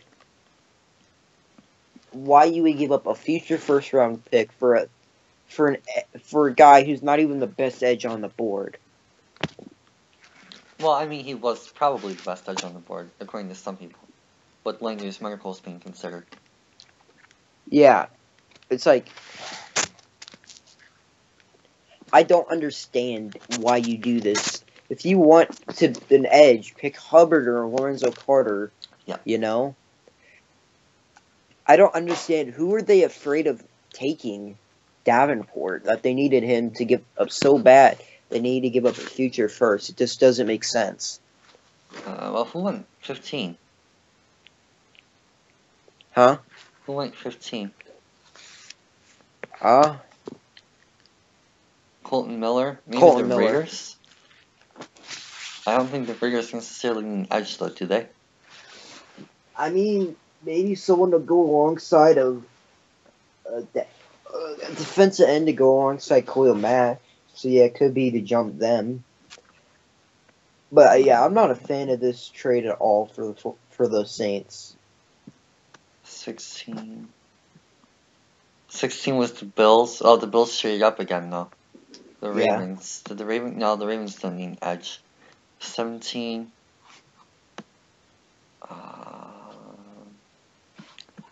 Packers traded up again. To get Jair. 17 was Derwin. Chargers Yeah. don't need an edge, though. No. 18 Packers traded up. So, yeah, my guess would probably be Oakland? Yeah. But even then, I mean, like you said, at that point, I don't see why they're so sold on Davenport. I mean, Yeah, I'd rather just stay at 28 and play and get 27, get Lorenzo Carter. And especially with the rumors that they had interest in Hubbard. I mean, there was a lot of talk going around that they really liked Sam Hubbard. And I loved that fit. I mean, Sam Hubbard opposite Cam Jordan would make for one of the better run stopping duos in football at the end spots. Not to mention having rankings in Onyemata on the inside. I mean, you're talking about a fierce C line. I mean, I guess they see the pass rushing upside more, or the upside more with Davenport. They wanted to take a chance more on a high upside guy, long-term project more than a floor guy. But, I mean, I don't know. Giving up a future first is just too much. Yeah, and even then, I'm not really the biggest fan of Davenport simply because it's such a boom bust. I mean, if you hit, you're getting a double-digit sack guy. If you miss, it's out of the league in 5 years. Or less. Yeah. So, the good news is that at least he doesn't have character concerns. So you're not getting a character risk or a health risk. I don't think he has any injury concerns. Yeah. Like some of these other guys do. So at least you're getting the player that you're actually getting at that point, which makes it, I guess, kind of okay. But, you know, I'm not a fan of that by any means. No. No, I'm not. I had a second on him, actually.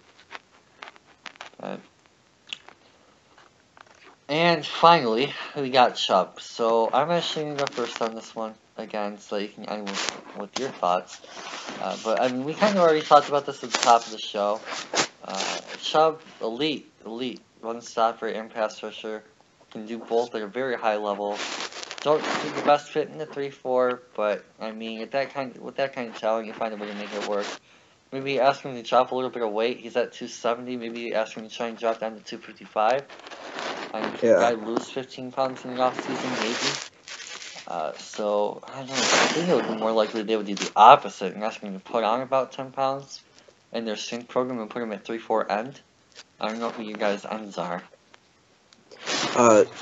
They're Derek Wolfe, who has injury concerns, and Adam Gostis, who may or may not be charged for rape.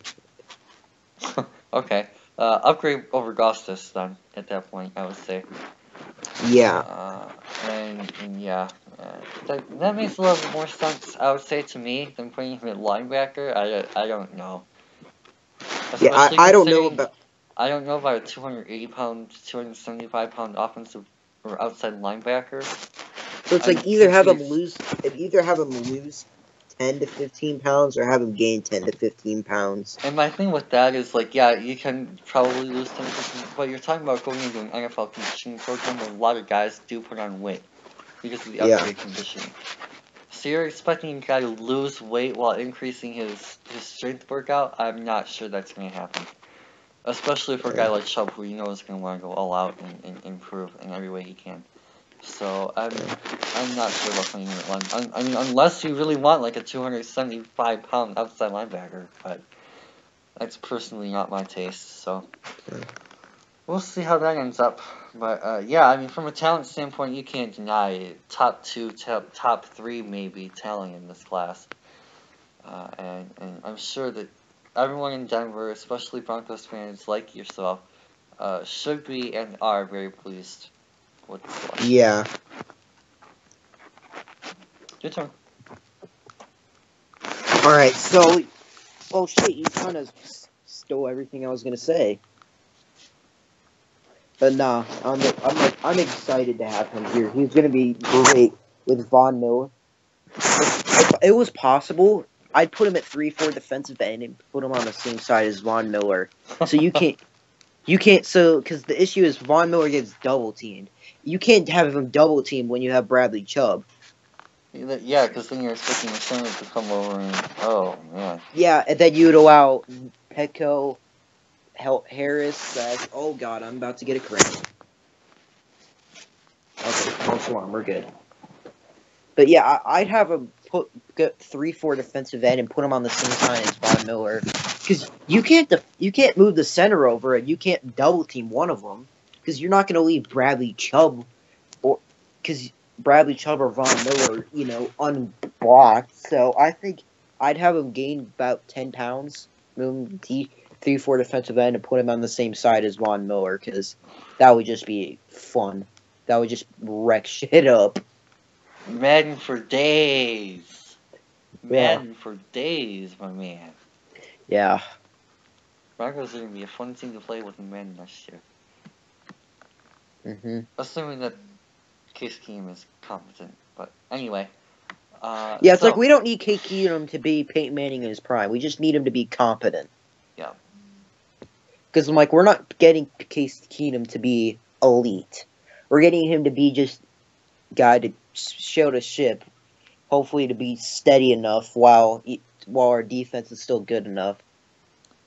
And what I think makes this particularly interesting is that it opens up the Broncos to take a quarterback in next year's class.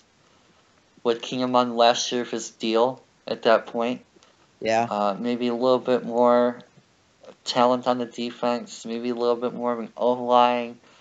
Maybe a little bit more stability. And possibly, depending if things go wrong, maybe a new coach. I don't know how Vince Joseph's job security is going to be at the end of the season, let alone how secure it is right now. But yeah, basically he needs to make the playoffs for him to be safe. And I mean, if you go 7-9, 8-8, especially in the AFC West with Gruden and a very capable Chargers team and a Chiefs team that always finds a way to make the playoffs. Yeah. It's possible that he gets fired. So you're talking about a new coach coming in, getting his quarterback next year. Maybe a guy that's a little bit closer to what you're looking for. Maybe a guy with less concerns on the table. It could be an interesting setup. So getting the best player this year, building up that defense, getting your guy, getting the second best player in the draft. In my opinion. Certainly if you say he's the best player in the draft, you're not wrong. And solidifying that D is, oh man. If you guys can get a good corner on day 3, like a item or a Phillips or a Maddox or something like that. Oof. Nah, fuck it. Let's just take Isaiah Oliver at 40. Why not? Because you need O-line. Good point. I'm So like, you- well, ideally, Will Hernandez would be there at 40. That would be absolutely brilliant. Chubb and Hernandez, that'd be great. oh my god, man. That would be Those an are like A two of my plus. top 5 players in the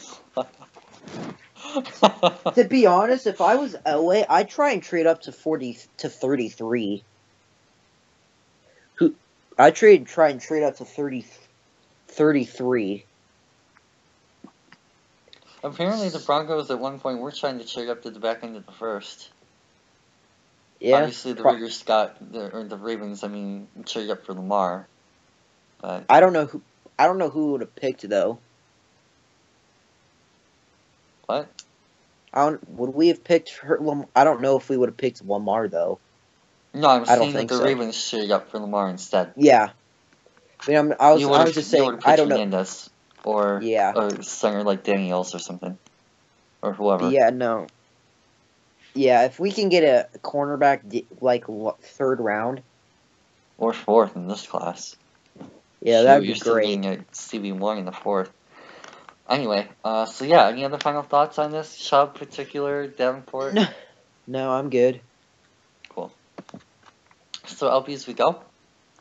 Yep. Sweet. Linebackers. 4 of them went. I believe that was the most of any position group. 3. Nah, quarterback. 5. Okay, well, outside of QB. Oh, rip.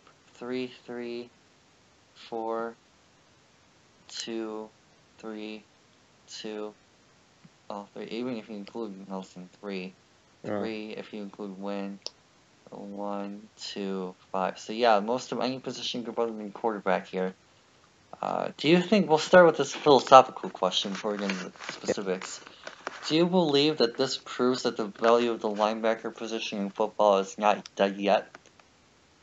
Yeah, it proves it because if a linebacker is no longer valuable, why did 4 of them go in the top 22, including 3 top 20s? Yeah. Also, on ESPN, it showed Brown fans booing the Mayfield pick. You ain't gonna be booing Mayfield when he's bringing you back to when he's bringing you to the playoffs. Okay. That team is good enough to make the playoffs. They just needed that one piece to get it together, and that's what they got. I'm just not sure Baker starts week I didn't 1. say it had to be this year. I'm just saying sometime he'll bring him. All right, whatever. Lamar guarantee a Super Bowl. That's still better. Anyway. Yeah. Anyway. You know what's funny? I don't even think that's impossible. I think that could happen. But whatever. Back to linebackers where we were here. Yeah. So as a Lions fan, time to get my thoughts on some of these division peeps here. Roquan Smith, no bueno. No bueno, Roquan Smith. That is not a fun look, especially for a team that struggles, well, did before the Red Now pick. Struggled with blocking up the middle. Hopefully that improves this year between the coaching and the injuries and Red Now. But still, I'm kind of worried about that a little bit. Does a pretty decent job in coverage. Well, decent might be an understatement. He is quite good in coverage. Yeah. And definitely is very, very rangy. He has sideline-to-sideline speed. Really love his explosiveness and agility in space. So, the guy, I mean, literally you can watch a game live on TV, and you can pinpoint where Roquan is at various points in the game. I mean, the dude is just that good. And the Oklahoma tape, in particular, the Oklahoma game, I remember watching, that was the Rose Bowl, I think, wasn't it? Yeah, it was the semifinal. Yeah, I think it was the Rose Bowl, technically. Yeah, it was technically the Rose Bowl. The second half of that game, oh my god. I mean, it seemed like every play for a little while, Roquan was in the middle of everything. Just making play after play after play. Roquan Smith with a tackle. Roquan Smith with a sack. Roquan Smith this. Roquan. he was all over the place. And I wouldn't be surprised if he brings that same attribute to the Bears next year. So, definitely a very good replacement for McPhee or Freeman, depending on where they use him. And oh man, that is not fun. Thoughts on Roquan? Nah, you basically summed it up. Sick. Edmonds, 16. The Bills trade up with Baltimore. This was a good pickup for him.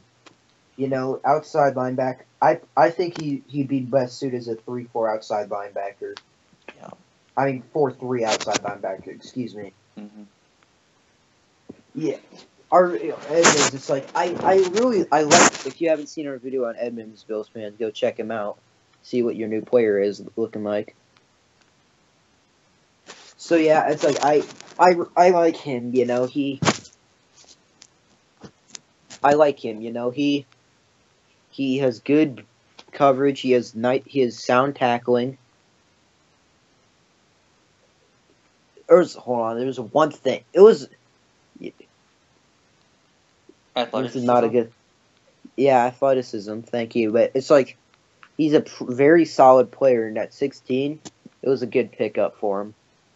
Yeah, and another guy that's kind of like Roquan in that similar mold, young, very high upside. You're getting a 19-year-old. He was actually born after me, so by 5 months. Huh. Yeah. So he's a bit. He's 3 years older. 3 years and a couple months older than me. yeah, I'm 12/31/97. So, yeehaw. Someone got drafted today that's younger than me. Goodness. Anyway, so yeah, again, very high upside. Very high upside. But again, he's not totally raw to the point where you can't start him day one. He definitely has enough on the table already to contribute day one to a team like Buffalo. And Sean McDermott. Oh, wee mama. If he was the guy that led to taking Edmonds, especially if he traded up for him, oh crap, man. I mean, he's the same guy that worked with Kuechly, I believe. I believe he was linebackers coach. Huh? But I think he was linebackers coach before he got moved up to DC. So, Maybe. I don't know. anyway, he was on that Panthers staff that worked with Kuechly in some capacity. So he got to see close up and personal what Luke, one of the best linebackers ever, I would say, can do. If you can get that kind of development out of Tremaine, dang man, and that's elite. So very very happy for the Bills. Coming out of that draft with not only an offensive leader and a quarterback in Allen, but also a defensive leader and presence in Edmonds. With their 2 first-round picks, they gave up seconds, I believe. I believe they gave up both their seconds for the trade up in Allen and the trade up for Edmonds. But They gave up both their seconds in the trade up for Allen. I forgot what they gave up in their trade up for Edmonds. Might have been a third. But regardless, no, it was a third for a fifth. They basically traded a third and got a fifth back. Interesting. Okay. So yeah, not really that much for trade up, but I mean it's gonna be worth it for them, especially if they can develop Edmonds like a lot of people believe he can be. Thoughts on him? Oh, you already gave him, right? Okay. Yeah, next. Edmonds, I already given him. Yeah. Okay. Next up. LDE. Yeah, Leighton Van. Let me see what you did. Leighton Van Der Esch from Boise State. The hometown kid stays home in Dallas. Good for him. Yeah. Honestly, going out on a limb here, that's probably the best fit for him. Behind Sean Lee. I mean, that's a serious veteran mentor right there. You're definitely getting a guy who's going to be able to teach you the ropes at nickel linebacker, teach you the communication of the defense, teach you that role, teach you that D, and really develop you as a mentor. Dallas is obviously a great spot to be at from a passion standpoint. They've got a lot of great fans out there, and honestly, their offense is really set, so to get a defensive playmaker, I mean, outside of wide receiver.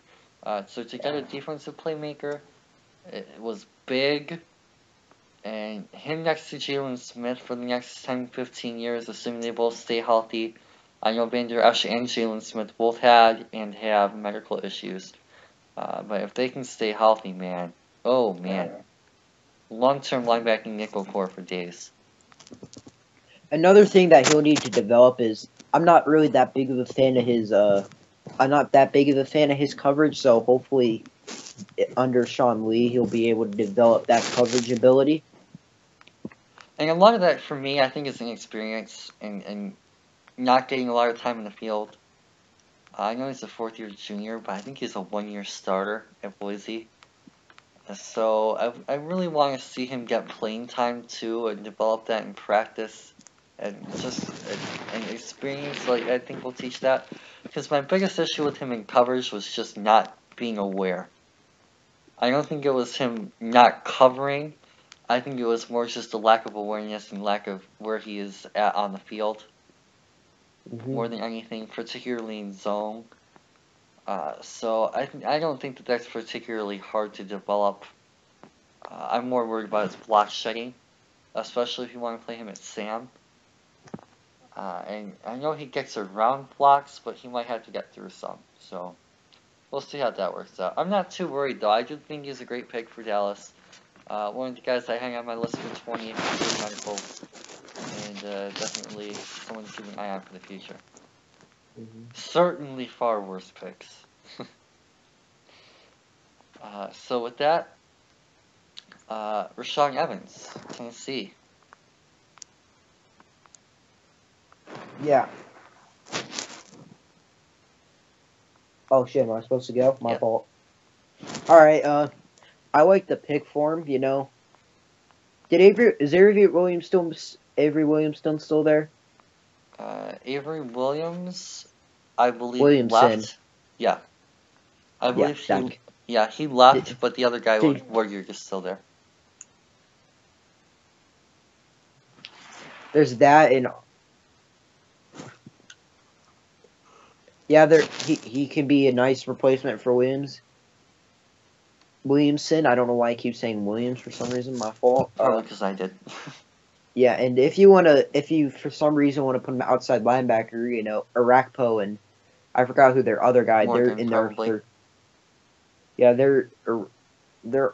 they're older. Yeah, so he'll be a nice addition to that linebacking core. Yeah, Evans, I was really high on him. He was one of the guys that I was hoping for at 20. Obviously, I did not expect right now. I was very pleased with it, but a little bit unexpected. I was really looking forward to Evans, man. I was very high on him since, I would say, May. Might have been June. I don't remember when exactly I found him, but when he was getting hyped, was like a 4th or 5th round guy. I was like, why isn't this kid in like the 2nd or the 1st? Like, this kid has a lot of A-gap ability. And oh my god, Mike Vrabel defense. You're talking about a guy who was a linebacker in the league, who runs a 3-4 hybrid look type deal, comes from that New England versatile system. I mean, there could not be much better of a match, and that's why they traded up for him, to me. He is literally the perfect fit for them. All the way down from scheme to coach to oh my gosh, everything. So if you're talking about just pure overall fit and how a team is going to use him, a team is playing for a player, outside of offensive lineman, which I think is pretty self-explanatory, just block the guy in front of you. I think that the plan for Evans is most prepared day one. Vrabel, I'm sure, knows exactly what he's going to do with Rashawn Evans. Week 1 regular season in that A-gap, and he's going to be terrorizing AFC South defense or offensive lines. So, very, very pleased with that pick for Tennessee. I'm sure Tennessee fans probably would have been happier with an edge guy there, but I mean, at that point, Evans is a better pass rusher than a lot of the edge guys left, to me. So, I really am a huge fan of that pick, A+. if not only because of fit, just I'm so in love with Rashawn Evans' ability. Pass rushing and run stopping. Coverage ability is a little bit behind, but that's not something that you're using him for. He's not a specialist in coverage. You're using him to attack that A-gap, attack that edge. He actually lined up hand in the dirt at times in Alabama, as I was talking to Lions fans about earlier yesterday. So, definitely someone that Titans fans should be excited for. Have you already talked about Evans? Yeah. Okay, cool. So, before we go on, any linebackers that you want to keep an eye on tomorrow? Darius Leonard. He's Okay. been getting a lot of hype recently. I think he'll definitely sneak into the third round. Another sleeper is Fred Warner. Oh, okay. He's been getting a lot of hype. Well, he's been a guy talked around in Broncos circles about someone who can maybe. Did I read? All right, I'll tell you that after the video. But I'm pretty sure I read that. Okay, yeah, I read that right. Sorry, off track, but yeah, Fred Warner, I like him. He's a good. I like him. His coverage ability. I think I think he could be a nice inside linebacker and a nice addition to the defense. Yeah, look for him to go tomorrow. Very nice. Anyone else? Nah, that's good. Cool. Then I get to take my guy here, Jannard Avery. Oh man, I'm so excited to see where he goes. If the Lions took him, oh yeah, man, that'd be dope. But anyway, yeah, I'm a huge fan of Jannard Avery. I was able to crank out some more tape after our quick look on him. I think there's like a game out or two maybe. And oh my god, the guy is so much fun to watch. He's basically Rashawn Evans light. So if you're one of those teams that maybe was looking at Rashawn Evans, maybe Tennessee Street ahead of you at 23, 24, 25, 23, 24 range. The Patriots. Yeah, exactly, man. Maybe you're a team that has someone else higher at another need position like Detroit or something like that. Maybe you really just want to take it into your A-gap blitzer. Oh my, Jannard Avery is your dude. So athletic, so quick off the snap. Oh my, I'm loving him. He's one of my sleepers for sure. So definitely someone to keep an eye out for. I actually watched him in the first at one point. Yeah, Jacksonville. So definitely someone that I really, really like, and I'm a huge fan of. Keeping an eye out for him tomorrow. The team is going to steal. Anyone else that you want to talk about? No. Sweet. Almost done with this one. On the corners. My personal favorite position. Okay, outside offensive line is starting to take over that a little bit. But corners. Your thoughts on the class as a whole? We'll start with that. Any of these other guys that you really, really like that haven't gone yet? This may be Colorado bias, but I really like Isaiah. I like Isaiah Oliver. I think the Gallup thing was more Colorado bias than this, but okay. What about him? Huh? I think that the Gallup thing was a little bit more Colorado bias than this, but okay. What do you like about Oliver? I like his ability. I like him in. I like how he can play both man and zone coverage. He doesn't play much press, but when he has the ability. He has good skills on the ball. He is not a willing tackler, but when he does, he's a sound tackler. So overall, he's a solid corner. Nice. Thoughts on Josh Jackson's looking? Huh? You go. I thought the Vikings should have taken Oliver over Hughes. Mm-hmm. All right. So thoughts on Josh Jackson living in the second? Personally, I agree with it, but you? Yeah, I mean, he's just a little bit too raw for my opinion, for my liking. This actually is a funny story. It's like it's like, it's like it looks good, but it was like it's kind of like a cake, if it makes sense. You'll see where I'm going. It's like it looks really good, like on the outside, and it looks cooked, looks nice, and it smells really good. I honestly don't know where I'm going with this, to be honest with you. Fuck it. Just roll. Basically, it's like it looks really good, but it just like It's bad for you. not that it's bad for you, but it's like just it's a little too raw. Like it's a little bit undercooked and leaves it's like a little too raw for your liking. Okay. Ignore what I just said. I am just dead ass tired. So just ignore what I just said. I Okay, don't. fair enough. I mean, I don't think a cake was the best example, but I think food in general, there's some foods that could work for, like steak maybe. To be fair, steak cooked medium is the best. But Oh, I'm talking medium, but I mean if you're talking raw yeah, or let's just move undercooked. on from food and get back to football. Yeah, Cool. I don't know where I was going with that. I'm sorry. So anyway, I think we kind of get the point. But yeah, Yeah, Josh Jackson is a bit too raw for me. I get the same. whole production aspect of it. Chu just definitely got ball skills, no doubt about that. I think he had the most passes deflected in PFF ranking history or something like that. Not to mention his obviously highlight reel one-handed grabs and things like that. But from a coverage standpoint, he's more of a lengthy zone guy than a man cover guy, which seems to be the direction that the league is headed towards. Those lockdown corners. And that's why you see those two guys go off the board, and even Hughes go off the board earlier. Yeah, obviously, I think you guys, for me, know a lot of the guys that I particularly like in this class. You guys know by now I'm a fan of Galden.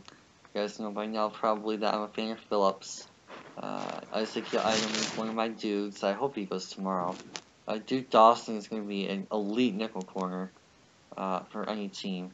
Michael Joseph is still there. Danny Johnson's not terrible. Greg Stroman is pretty decent. I've grown on him a lot lately. Quentin Meeks is pretty okay. McFadden is underrated. A few other guys here I like too. Saron Neal, versatility in that D-back role. Vontae Maddox is a stud. He's going to be an elite nickel corner. So there are a lot of good corner options left. But yeah, I mean, those are just some of the guys that I like. So, what do you think about Mike Hughes? Obviously, you already mentioned that you prefer seeing him go with Oliver, but what about Hughes kind of turns you off, or why do you like it at 30?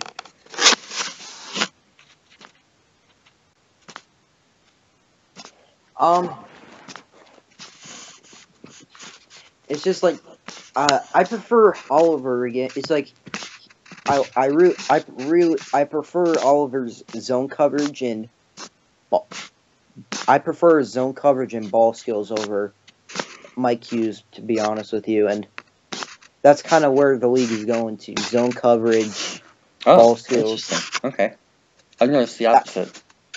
In my opinion, that's where the league is going to. That's in my opinion, I guess. Maybe it's because I'm used to seeing the lines being pressed all the time. But okay. Fair enough. So yeah, if that's where I kind of see the league going to, and Oliver's better in those than Hughes, again, all in my opinion. So I personally would take.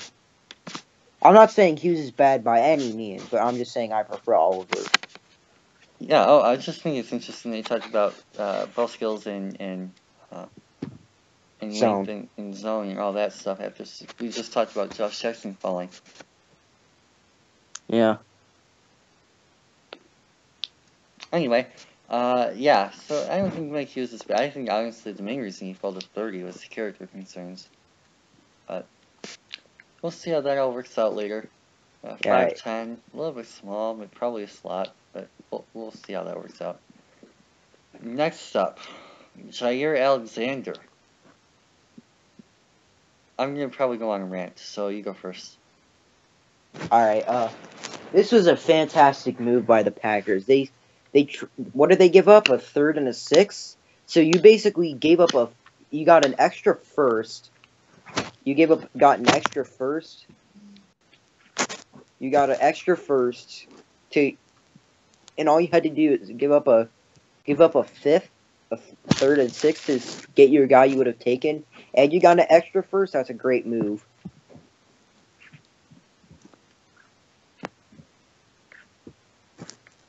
I like Alex Jair a lot. I think he's a very good corner and man. Nice press, you know. A little bit of injury concerns, but not really. But yeah, I really like. This was a great move by I forget. Ted Thompson's no longer their GM, right? Huh? That guy. He did a good job tonight. All right, go ahead. So I'm completely in love with Jair Alexander. In part because I'm a Louisville fan, in part because I absolutely love what he can do with the cornerback position. And the Packers traded up for him. I am not happy. I believe they traded up for Aaron Jones last year, who was my guy. The Bears took Jeremy Langford before season really panning out as expected, but he went to the Bears. Teddy Bridgewater was my guy in that draft class. He went to the freaking Vikings. And now Jair freaking Alexander goes to the Packers. Are you freaking kidding me? I'm sick of it.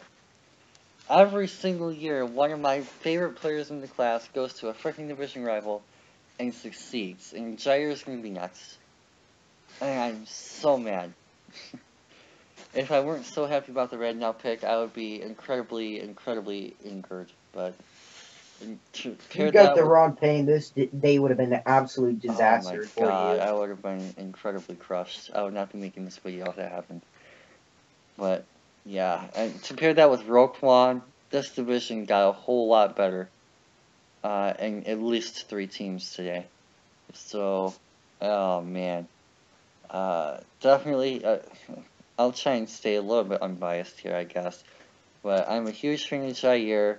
As you guys can tell in the video, I love what he can do in man, as Braden said. He's got his own upside, and most importantly to me, the guy was, the guy was technically sound, but still forced turnovers. He doesn't rely on right place, right time. He doesn't rely on basically getting lucky. A lot of his turnovers are forced turnovers, and I love that about corners. And the guy we're about to talk about next is very similar. And a lot of those turnovers are earned. Especially you go back and watch that Clemson game from 2016, which is my favorite tape with Jair. I think we showed that in the QIB video I did on him. And yeah, I mean, I am very, very pleased with what I saw from him on tape.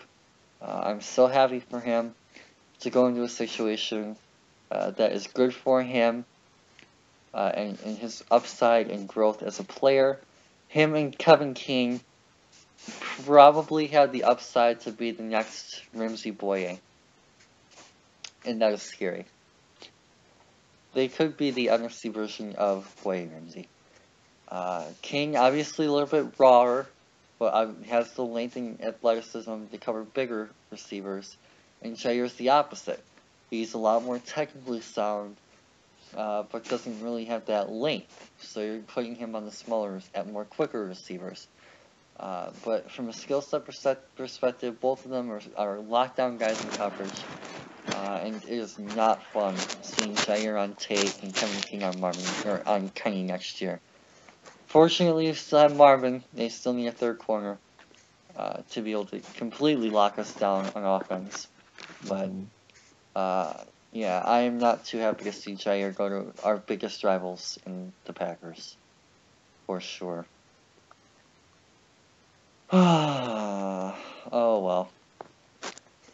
Next up is actually... Also, yeah? One last thing. Back to Chubb. Von Miller was somewhat pleased, and by pleased I mean he literally screamed to the top of his lung like he went full on.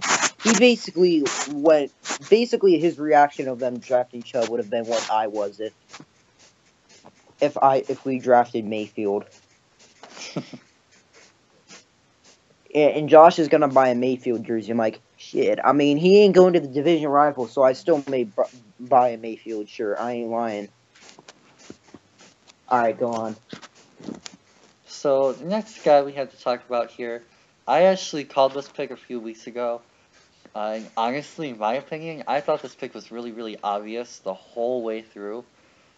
If you guys go out and check the Browns YouTube channel, they were literally non-stop talking about the Ohio State kids, in particular Ward, for like a half hour on their YouTube channel.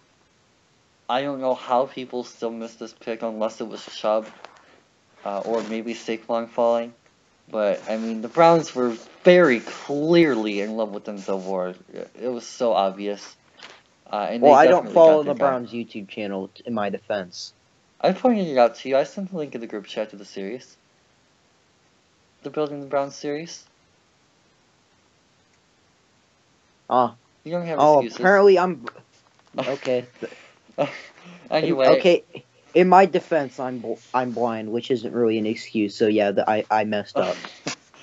anyway, yeah, and honestly, it's a great pick. I know that Vladimir fell to 11 last year, but that was more of a mistake on the top 10 GM's part than it was an indictment on the cornerback position or anything like that. I think this gives the cornerback position a little bit more value, especially considering that he's only 5'10". You may not even play him outside. Honestly, I think he should. He is very talented enough to where you play him outside. Has the coverage ability, has the lockdown ability. Reminds me a little bit of Darrell Revis. It's like a little bit more physical, a little bit more mean streaky, a little bit more nasty to him. Loves to hit, loves the physicality of football. Reminds me of Jared Davis as a hitter. Dude is definitely special as a physical talent, athletic. And the one thing that I think separates him from Lattimore is lack of injury concerns. Lattimore had hamstring issues. Denzel Ward does not. Denzel Ward's biggest red flag to me was his suspensions. Coming from those head-to-head contact hits that the NFL is going to be cranking down on next year.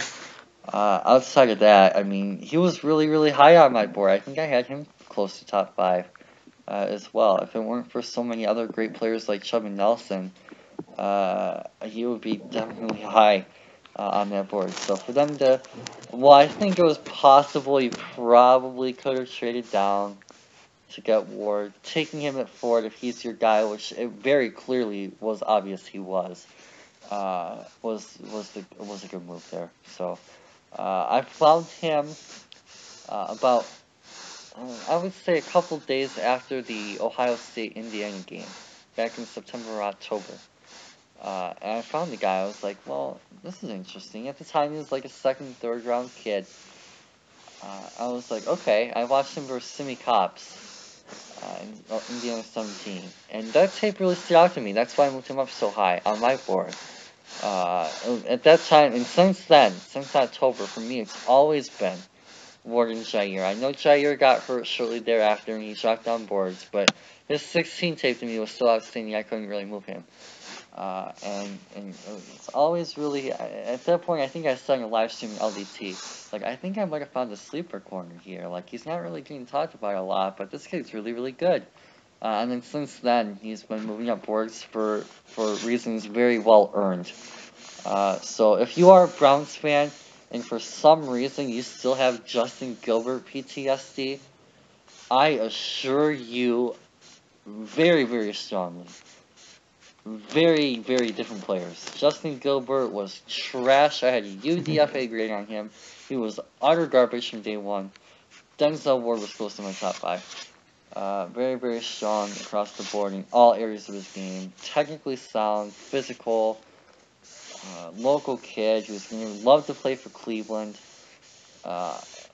You're getting a leader on the defensive secondary, and I feel very happy for not only Ward, who deserves the chance to lead the Browns defense back 7, but also for Cleveland Browns organization to get the guy they wanted, and for Browns fans to get one of the more talented players in this draft other than Nelson and Chubb, and really establish themselves on defense, getting their secondary leader. So And I know hey, that the Broncos were actually a possibility for Ward at one point. What do you think about him? yeah, we were it was more of a possibility if he traded down. If we traded down, like people thought he'd fall to 12 for some reason. But yeah, like you said, I'm like he's solid in all phases. I mean, he's sound technically. He's safe injury. He's physical. You know, he can tackle. So yeah, he was my number one corner. So he was. I'm glad with Chubb, but if we traded down and Chubb somehow fell, Chubb, no, Jesus, Ward somehow fell to 12, that would be absolutely fantastic. Yeah, I'm really really happy for everyone involved. So that seems like a great fit, and not only do I hope the best for him, but I certainly expect to see him succeed, especially with that kind of high draft praise. So, any other over top? Well, not over the top like that sense, but like over conclusive, I guess is a better word. Thoughts? Over conclusive? What do you mean? No, I changed my mind on what I was gonna say. No, I'm like I don't really have anything to add. Okay, cool. Yeah, I already went over a lot of my sleepers, so if your team did not get a corner and your team needs a corner, do You're not fine. be upset. There are a ton. Again, I'm like, that does not take away from how good Ward and Alexander are, especially. I'm not the biggest fan of Hughes, but he's still alright. If your team needs a corner, there are a lot left, for sure. Again, be happy with Ward and Jair. Do not discount. They are two of the best corners in the last 5 years. But again, the depth of this class is insane. So, yeah. Safety. were you? Yeah, one of these are not like the rest.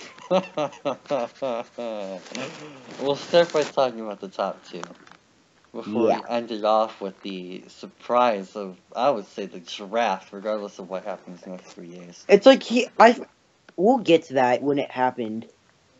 But yeah, honestly, to me, all of these were surprises. To be honest with you, I thought Minka was a possibility at 4 at one point. I thought Derwin was as high as 7 at one point. I thought Derwin was gonna go 7, and then he was gonna go 12. I don't know how Minka fell to 11, but to me, that was worth the passing on the quarterback from Miami, especially when Rosen went ahead of him. Yeah, I'm like, well, they really didn't have anybody pass up on other than Lamar. So what do you think about Minka at 11? Best player available situation, maybe they missed out on Rosen, so they took their best player? Yeah, I mean, solid pick. I mean, it very versatile, so he could play corner, he can play safety, you know.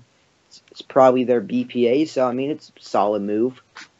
Yeah, I love the pick. I actually had Minka as high as 3 on my big board. It was close between him and Derwin, for me, behind Chubb and Nelson, of course. But yeah, I'm really interested to see how Gase uses him, and what he's able to do in Miami. Especially, I brought this up on Twitter as well, on one of my Twitter points. In the AFC East, they have a lot of undersized receivers. The Pats are known for that with Edelman types, especially. So getting him to cover some of those smaller, quicker, more elusive route running receivers seems like a good fit for them. I think that's one of the reasons why they might have gone with Minka over Derwin, if they were similarly graded as like a tiebreaker situation, matchup mismatch type deal. I really like what Minka can do, and he's definitely got not only a lot of upside but a very high floor. I think you're getting a pretty safe pick there as well. And there's a lot of reason to be optimistic. He was so technically sound coming from Saban's defense. 3-year starter in a Saban defense is very rare. Like, I mean, some of these guys we're talking about first-round picks, like Payne, I think was a 1-year full-time starter. He started a little bit. Evans was a 1-year starter. Yeah, so I mean, you're talking about some of these guys. we're coming out 1-year starters, and they're still pretty technically sound. Evans in particular, and Fitzpatrick is a 3-year starter in receiving defense. So that should give you guys a pretty good idea on what he's able to do from day one for Miami, for sure. Next on the list, the guy who I actually had 4th on my board. He was the biggest faller on my board today. Outside the guys who slipped out of the first entirely, of course, is Derwin. I don't know where you had him on your rankings. Oh, like overall? Yeah. Let's see, we had.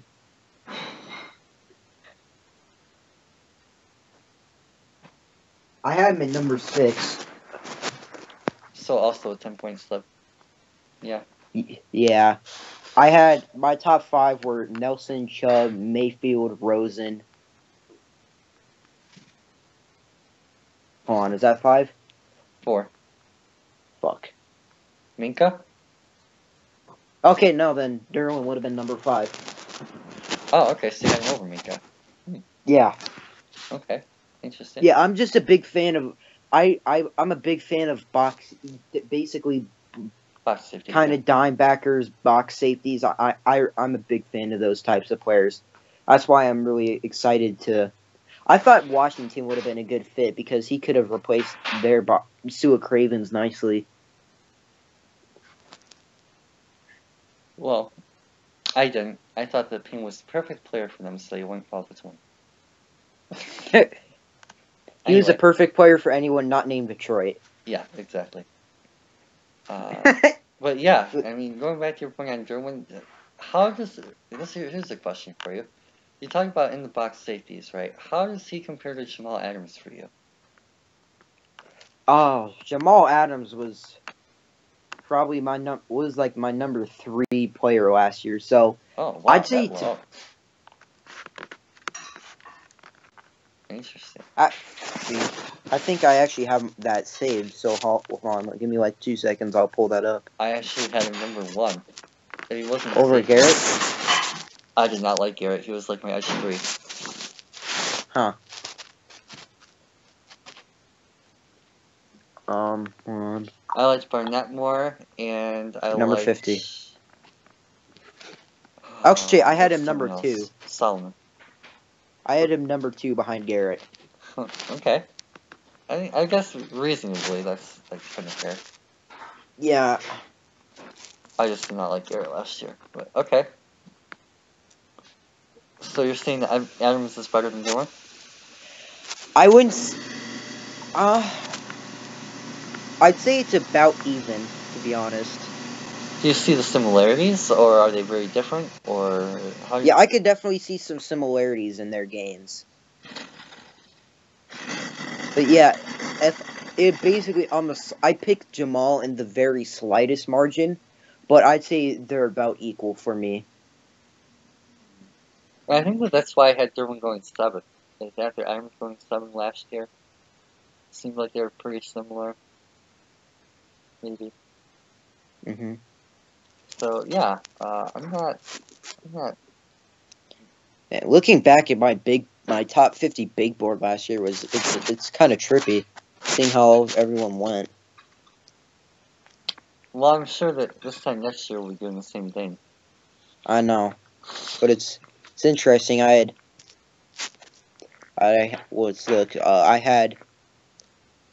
had Obi Melifuenu top 25. Malik McDowell top 30. He probably isn't gonna play. Let's see. Deion Dawkins, number 31.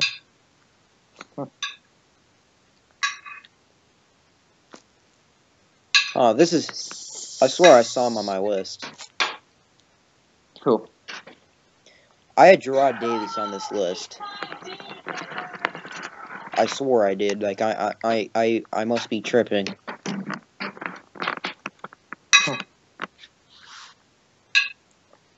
Anyway. Anyway. Not a big deal. So back to James and Adams. Mm-hmm. So, here's an interesting thought. What do you think about playing the Chargers next year with Derwin? Does that scare you? Are you interested to see how they use him? How do you feel about playing him twice next year? Not going to be fun. I'm not looking forward to it. Him basically being in the box, it's not going to be ideal. And who is your running back again? Devontae Booker. I don't have high hopes. I'm like we kind of need to take guys because, but I think Booker sucks. Henderson is a 6th round rookie who played one game last year. Although in that one game he did have a 33-yard touchdown catch. No, I think we need to bring in a running back. So yeah, we don't have a very good running back on roster. Interesting. So yeah, obviously offensive line could play a factor too. So, would you say that Derwin was probably one of, if not the biggest fallers for you in the draft, going about 10 spots after your Yeah, at least I'd of say the guys that have been taken so far. Yeah, he's probably my biggest faller. Let me pull it up. Let me pull up the board real quick. I mean, he fell 10 spots. Ridley a little bit. Yeah, Ridley about like, what did he go, 26? Yeah. I had him at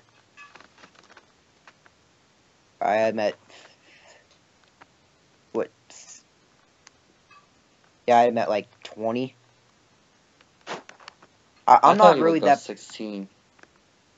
I'm not really that big of a fan of this receiver class, to be honest. All right, whatever.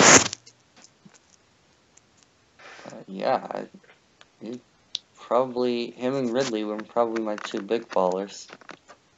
Yeah. About 10 another one of my big fallers one of my big fallers is going to be Rankin and Hernandez. I had them high up. Oh, yeah, like I said earlier, I had Hernandez as my second best offensive player in the draft. So, this is interesting. How many first-round grades I give?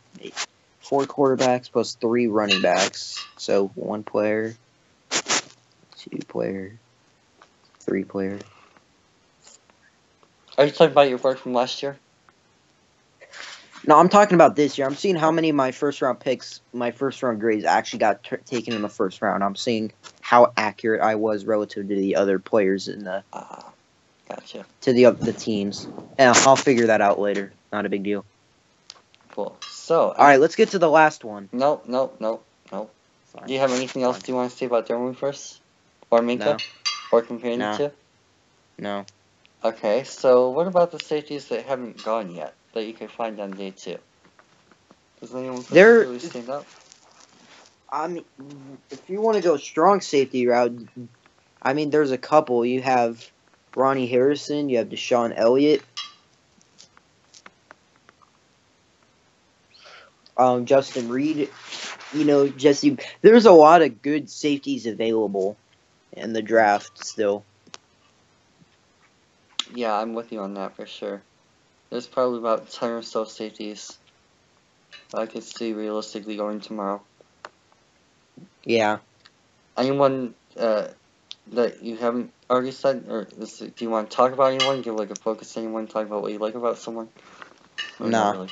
Alright, well then I'll go on and mention Crookshank. Definitely a very interesting player to watch for sure. I actually found his tape. I forgot who told me about it.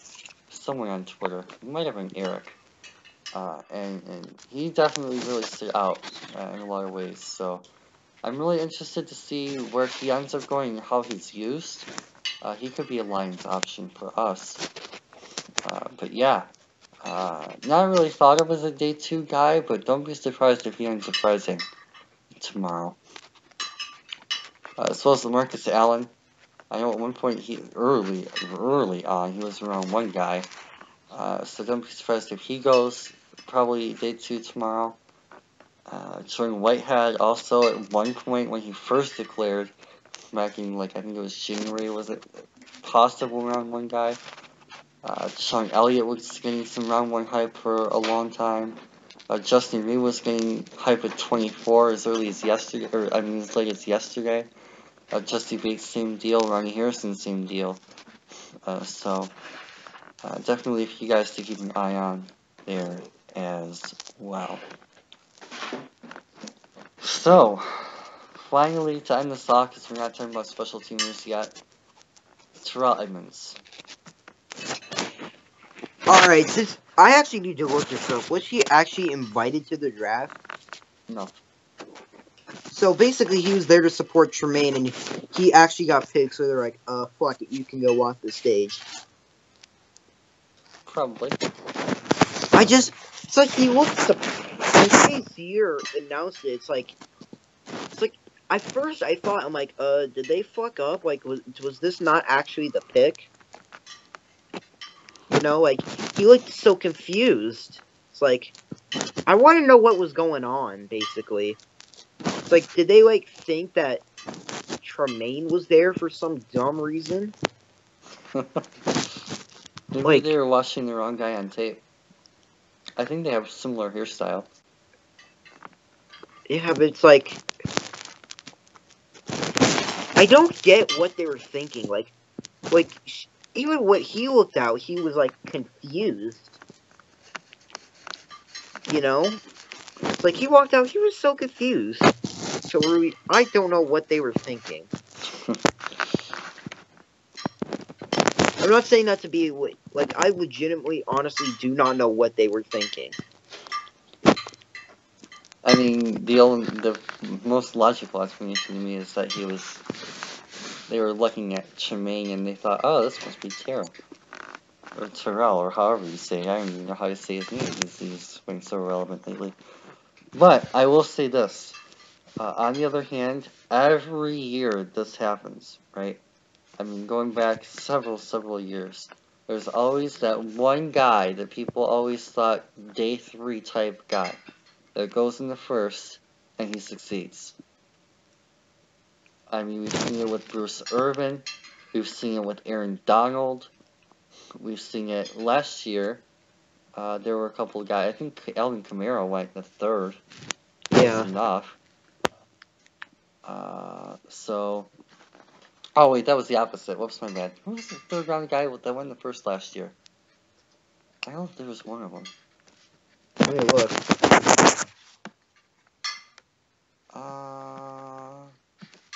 I should be able to think of this off the top of my head, but for some reason I can't. Oh, 2017. Not 18. Jabril Peppers? No, I think a lot of people had him for 2nd at least. I'm talking like... There really wasn't anybody. That was supposed to go day 3? Maybe Tack Spade. No, Tack was a first. And Njoku?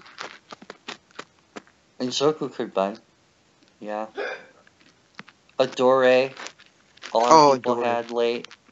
He was probably one of the bigger risers. Garyon Conley with all the rape crap that happened last year. Yeah, I'm like, that's why I'm like, you need to do it 2 days before you draft. You stay in your room and basically order pizza to have it be delivered, just so you can get as little interaction with the outside world. That way, if something like that comes up, it's like, I've been in my room the past 2 days. Calm down. I mean, you need probably better alibi, so honestly, to me, it would probably be better if you were actually out and in the public spotlight. If that's what you were trying to avoid. Yeah.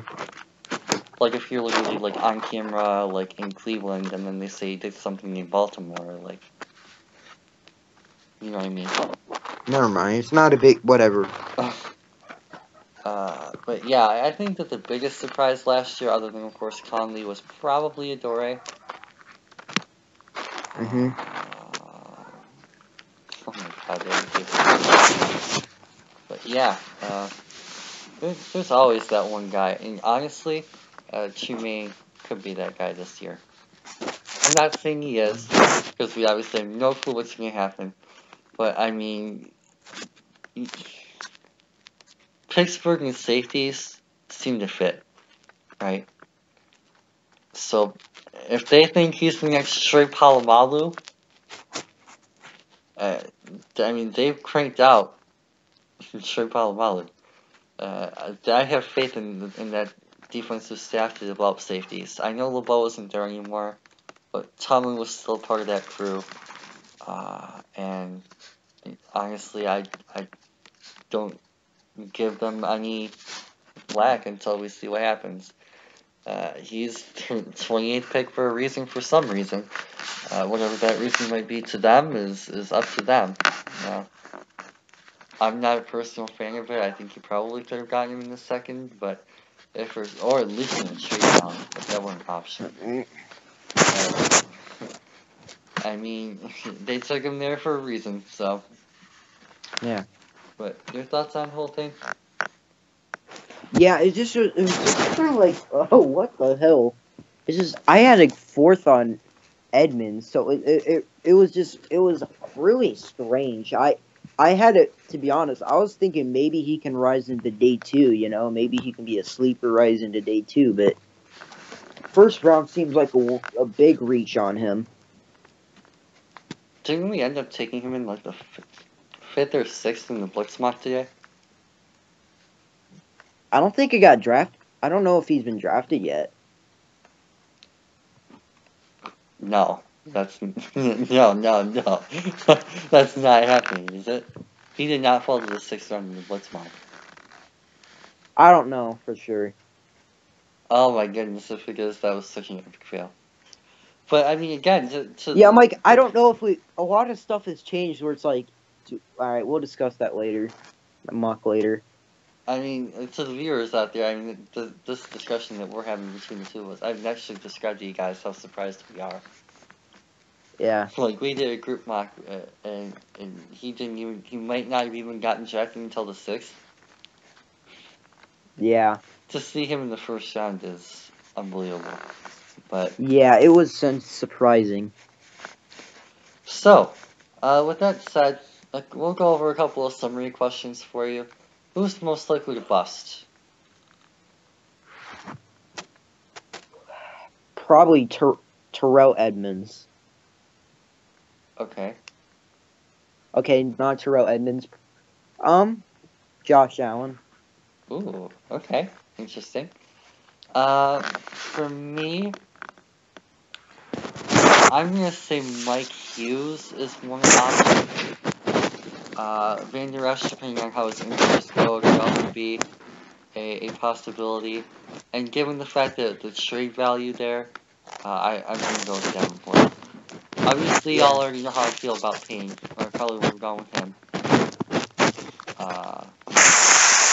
Yeah, Colton Miller probably would have been a good option. I'm sure that you probably considered him as well. I hope Colton Miller turns out as well as I think he is going to. That'd be great. Okay, so I think you already answered the question of biggest surprise out of all of them. Miller, Penny, and Edmonds included. I think Edmonds has to take the cake there. Yeah, it has to be Edmonds, because even he looked confused. Yeah.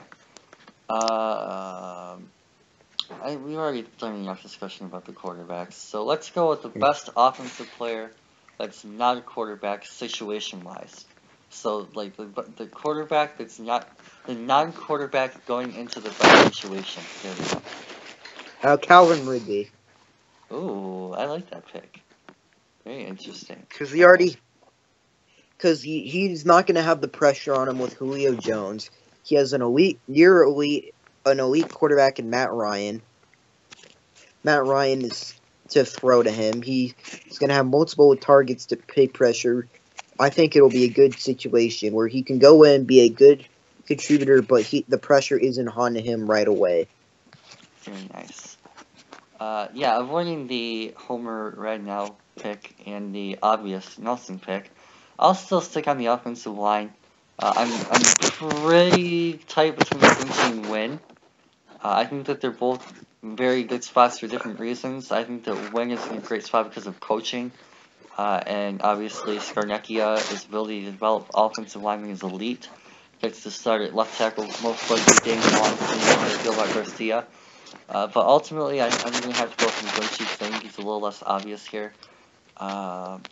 Getting able to start possibly at right tackle day one, and then learn from Joe Staley, having that veteran mentor opposite him, having two bookend situations on that line for Jimmy Garoppolo, being able to block for Jerick McKinnon. I really think, most importantly, I think, being a part of a Kyle Shanahan scheme that comes from his father's, from his own perspective, I really like that he's going to be able to learn and grow in a very offensive line friendly environment. So definitely a good fit for him. He can eventually slide over to left tackle, hopefully when he's comfortable. But when Staley leaves, hopefully by then he will be able to adjust, have some time in the league, be used to taking on different pass rushers, some of the higher end pass rushers in the NFL. And yeah, so I'm interested to see what he turns into in San Fran. So same question on the defensive side. Obviously, outside of Chubb for you, I have what you're at, not for me. So no Chubb for you. Which situation do you think defensive guys is the best for them as a prospect they want?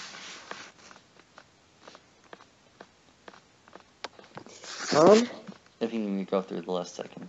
Yeah, that'd be appreciated. Vea, Bucks, Payne, Brian, Chubb, Davenport. Oh, you can't say Chubb. Roquan, Emmons, Leighton. To be honest, I wouldn't go with Chubb anyway. Okay. Ward, Jair Hughes. Safeties. Alright, this is gonna be an interesting pick. Okay. I'm gonna go with LVE. Oh, very nice. Okay. Because he has a chance to learn alongside of one of the better Sean Lee, one of the better linebackers this generation. He has a chance. He also doesn't have to start right away, which if he can't play every down because of his neck is a plus.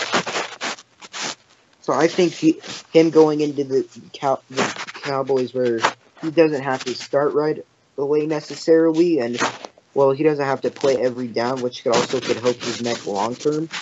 I think it's a good pick for him. Nice. Yeah, honestly, for me, there's a lot of guys that really fit well here, which is a good thing. I mean, Vita Vea, as we talked about earlier, between Jerome McCoy and Jason Pierre-Paul, I mean, you're literally surrounded by stars in Tampa, so you're not going to have to be the guy. Deron Payne, as much as I hate him, Washington is probably one of the better places for him to go. Taven Bryan, we already discussed this earlier. In fact, he's probably going to be my pick. Just having that depth there and being able to ease your way in and learn your way in and grow your way in. Davenport, well, he has a lot more pressure on him than a lot of these other guys do. It's going to be a lot more of a project. Him opposite Cam Jordan, if he works out right, is going to be fun, man. And Cam is a great mentor for him, too. So that could work out very nicely. Leighton, we already mentioned. Jair to Green Bay, we already talked about that, opposite or next to Kevin King. For me, though, I think it has to be between two guys. The safeties are nice, but I think those are more BPA picks more so than team picks. And those guys are going to work out anywhere, so I'll kind of eliminate them. For me, it's probably between Rashawn Evans and Denzel Ward. And I like them both, again, for different reasons. Ward, because he's a local guy, he's so technically polished, he's going to be a great fit for day one for Cleveland, which is important. Things like that, and obviously it was a big need for them. Ultimately, though, I think I have to give the slight edge to Rashawn, again, a little bit more unexpected than a top 5 pick. But, I mean, I talked about this earlier. Literally, the fit is so perfect. from everything from Vrabel being a linebacker in his career to Vrabel running the 3-4, which is what Evans to me is more suited for, if you want to be honest. While he can play 4-3 outside or 4-3 Mike or 3-4 outside or 4-3 hand and dirt. I love him best as a 3-4 A-gap blitzer. Everything from scheme versatility to the fact that he can play all those schemes, and Vrabel will use all of those schemes. Patriots type defense there. And there's just so much right with that pick. I mean, even from a location standpoint, that Tennessee, it seems personality-wise like a great fit for Evans.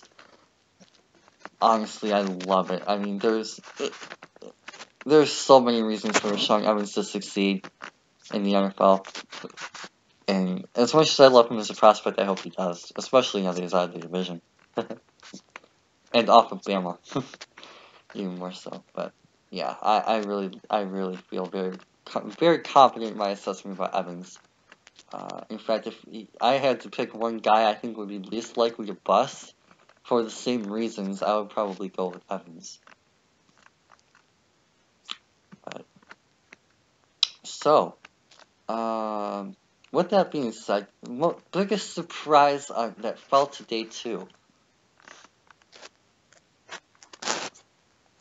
I already have my guys, so if you need to think about it, let me know. The most surprising guy who fell to day 2? Yeah. I think we may have the same person. Okay. You go first. Hernandez? Yeah, I mean, he's such a good player. It's like he fell a victim to the depth of this draft class. You know? Mm-hmm. Unless there's, like, something that we don't know. Like, he fucked a medic. Like, he bonded a medical, and we don't know. He didn't. Or we would know that by now, too. Like we do with my name. It's just like, yeah, he fell a victim to the like, you know, the depth of this class. So it's like, I was expecting him to go at some point in the first round. I would have loved him at 20. Again, I'm very happy with right now. And the one thing, I will mention this, I've seen this a lot today, or tonight probably, is versatility was key for a lot of teams. You saw the Patriots with Wynn, versatile OTOG. You saw us with Ragnow, versatile OCOG. Versatile Price, or Bengals with Price, versatile OCOG. I think that might have been what got Hernandez. Is that he seems to be kind of set in stone as the left guard. So if you don't really need a left guard in particular, you didn't really take him. And the Lions in particular, the Patriots in particular, both being very similar in their backgrounds. Of course, the Lions basically stealing from the Pats. Both highly value that versatility across the board, let alone on the O-line. So I think that was a very significant factor. I don't know why some of the other guys, like Edmonds, went over him, which is why I picked him for this, because I still think he's a better fit. I mean, in the Steelers' case, fine, because they don't need a guard, but I mean, I think my point's being made here. Like, Hernandez was my second best offensive player on my board, easily top 10, close to top 5. And a guy that was literally not even ranked on my board went in the first round over him. Yeah. So, definitely for me, Hernandez. I understand why a team would do it because he seems to be pitching holding the left guard, but I don't think that makes it right from a talent perspective. Mm-hmm. So, is there any burning question or burning thought about the whole draft class that's kind of intrigued you so far? Not really. I mean, it's just kind of like an interesting one is who will be the first quarterback taken tomorrow. Oh, I like that. Okay. And another interesting one is when will the run on receivers begin? Because you know it's going to happen. True. Okay, so we'll answer both of those then. Personally, for me, I think the first quarterback taken tomorrow is Laletta. But that's because I agree. I had him over Rosen and Mayfield, so I am very, very high on him. Okay, you agree. So we'll move on to wide receivers. I don't agree that he's higher than Mayfield and Rosen. Well, no, you said that you have him as your guy. I think it's between him and Rudolph. Yep. Ding, ding, ding. Okay. Wide receiver run. I don't think we take one at 51. If we stay at 51. Maybe in the 40s. Mm-hmm. Both of the teams in the 20s took one. So I'm thinking maybe in the teams that would have picked at the teens today, that pick in the teens tomorrow, that kept their picks. So like mid to late 40s. Or early. And you're still you're talking teens. So sometime in the 40s? Yeah. Yeah, I agree. Alright. Okay. Those are the questions I have. So, sticking with the pass catching game, do you expect to see a tight end run tomorrow, or do you think they'll all be taken separate? I think they'll be taken like separately, like maybe like 10 picks between. I don't think there'll be a run of tight ends. Nice. Okay. Yeah, I kind of agree. Okay. If you had to ask any GM in the league, including one who's making it today, a question, or ask for their thoughts on something, or something along those lines, which GM would you pick, or head coach in some cases, and why? Steelers. Okay, outside of Edmonds. Funny, outside of Evans.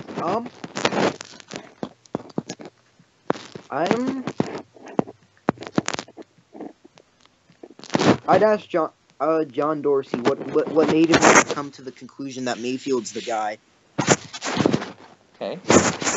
I certainly agree with him, but I want to see if his reasons were the same as why I would have taken them. But yeah, no, I would have asked him that. Oh, asked him also why Brett Ward over Chubb. Interesting. Okay. So I'd go John Dorsey. For me, I think it would probably be Ozzie Newsome. That would actually be a pretty good one. And I would be more interested in the movement aspect and how the development of the trades worked out. Because they started at 16, moved back to what? 22. And then moved back to 25. Took a player. Twice. To take a player who I didn't even have in my first 3 rounds.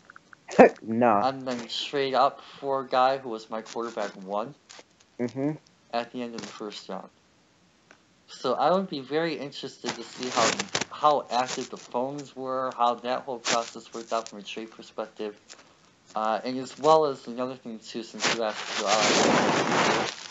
how this being his last draft influenced anything, in particular Reed Lamar. And how much influence did the new? Don't they already have their new GM picked out? Yeah, DaCosta. Yeah, how much influence did he have on these picks since it's his team next year? Interesting. Yeah, very nice. So I think we chose the 2 best ones. That isn't the Steelers, because I feel like everyone would want to know. Yo, what are you doing? What are you thinking? Something of the variant? Yeah. And I'm not even trying to be a dick. Like, I legitimately want to know what they were thinking. Like that. I'm actually curious if someone can get a quote of what he was thinking and send that to us, that'd be greatly appreciated. I mean, we can try and find out and maybe see if there's a quote from Mike Tomlin's press conference. Oh, he was a GM too? No, but he was. I'm pretty sure that he already has his interview.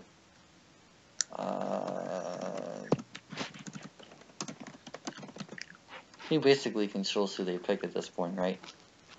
I assume so. Okay, let's see. Okay, well, there's an interview from Colbert. Safety from emerging attack.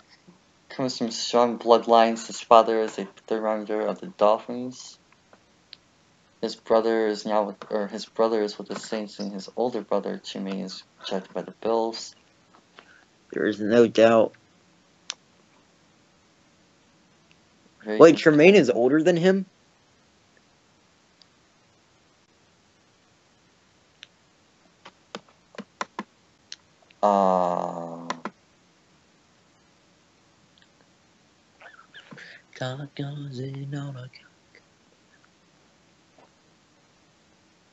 No. At least not according to this. 120.97 is older than 5.97 or 98. I mean. Yeah. Hey. American competitors, team pulled aside cousins. Okay, so he grew up playing football, so he has like passion for the game, I guess. And I guess. Gifted athletic, physical safety, free safety. He was a strong safety, rotating.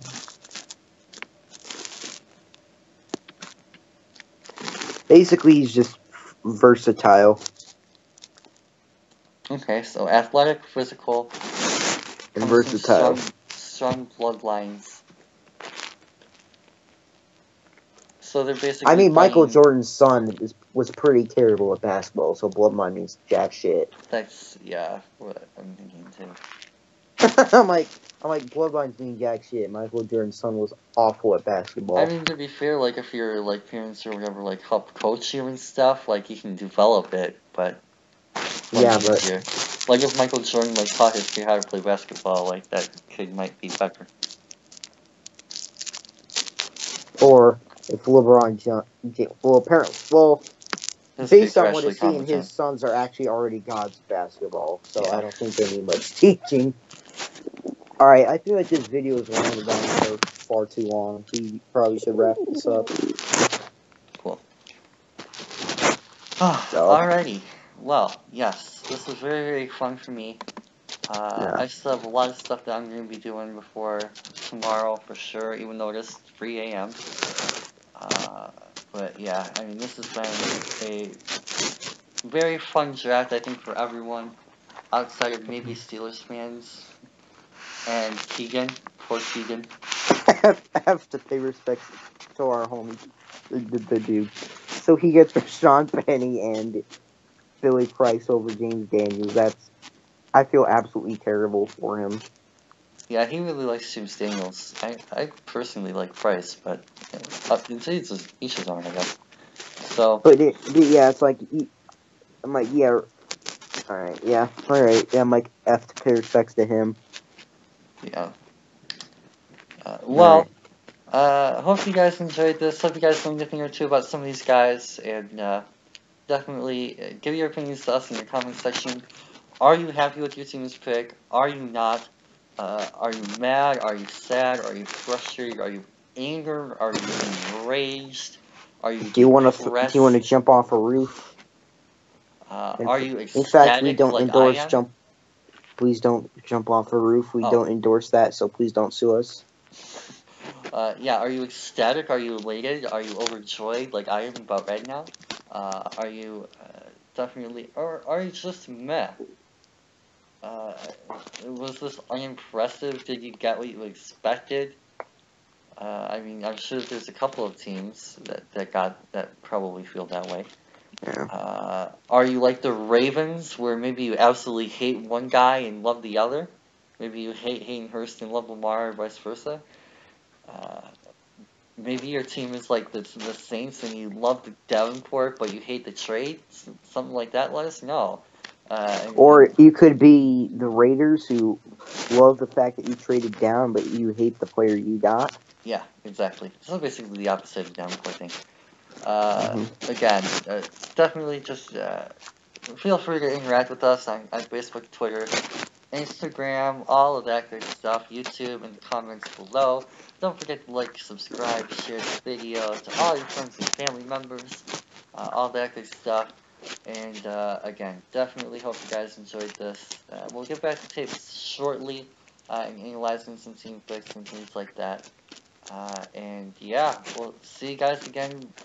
You want to do one of these tomorrow? Sure. Awesome. We'll see you guys tomorrow.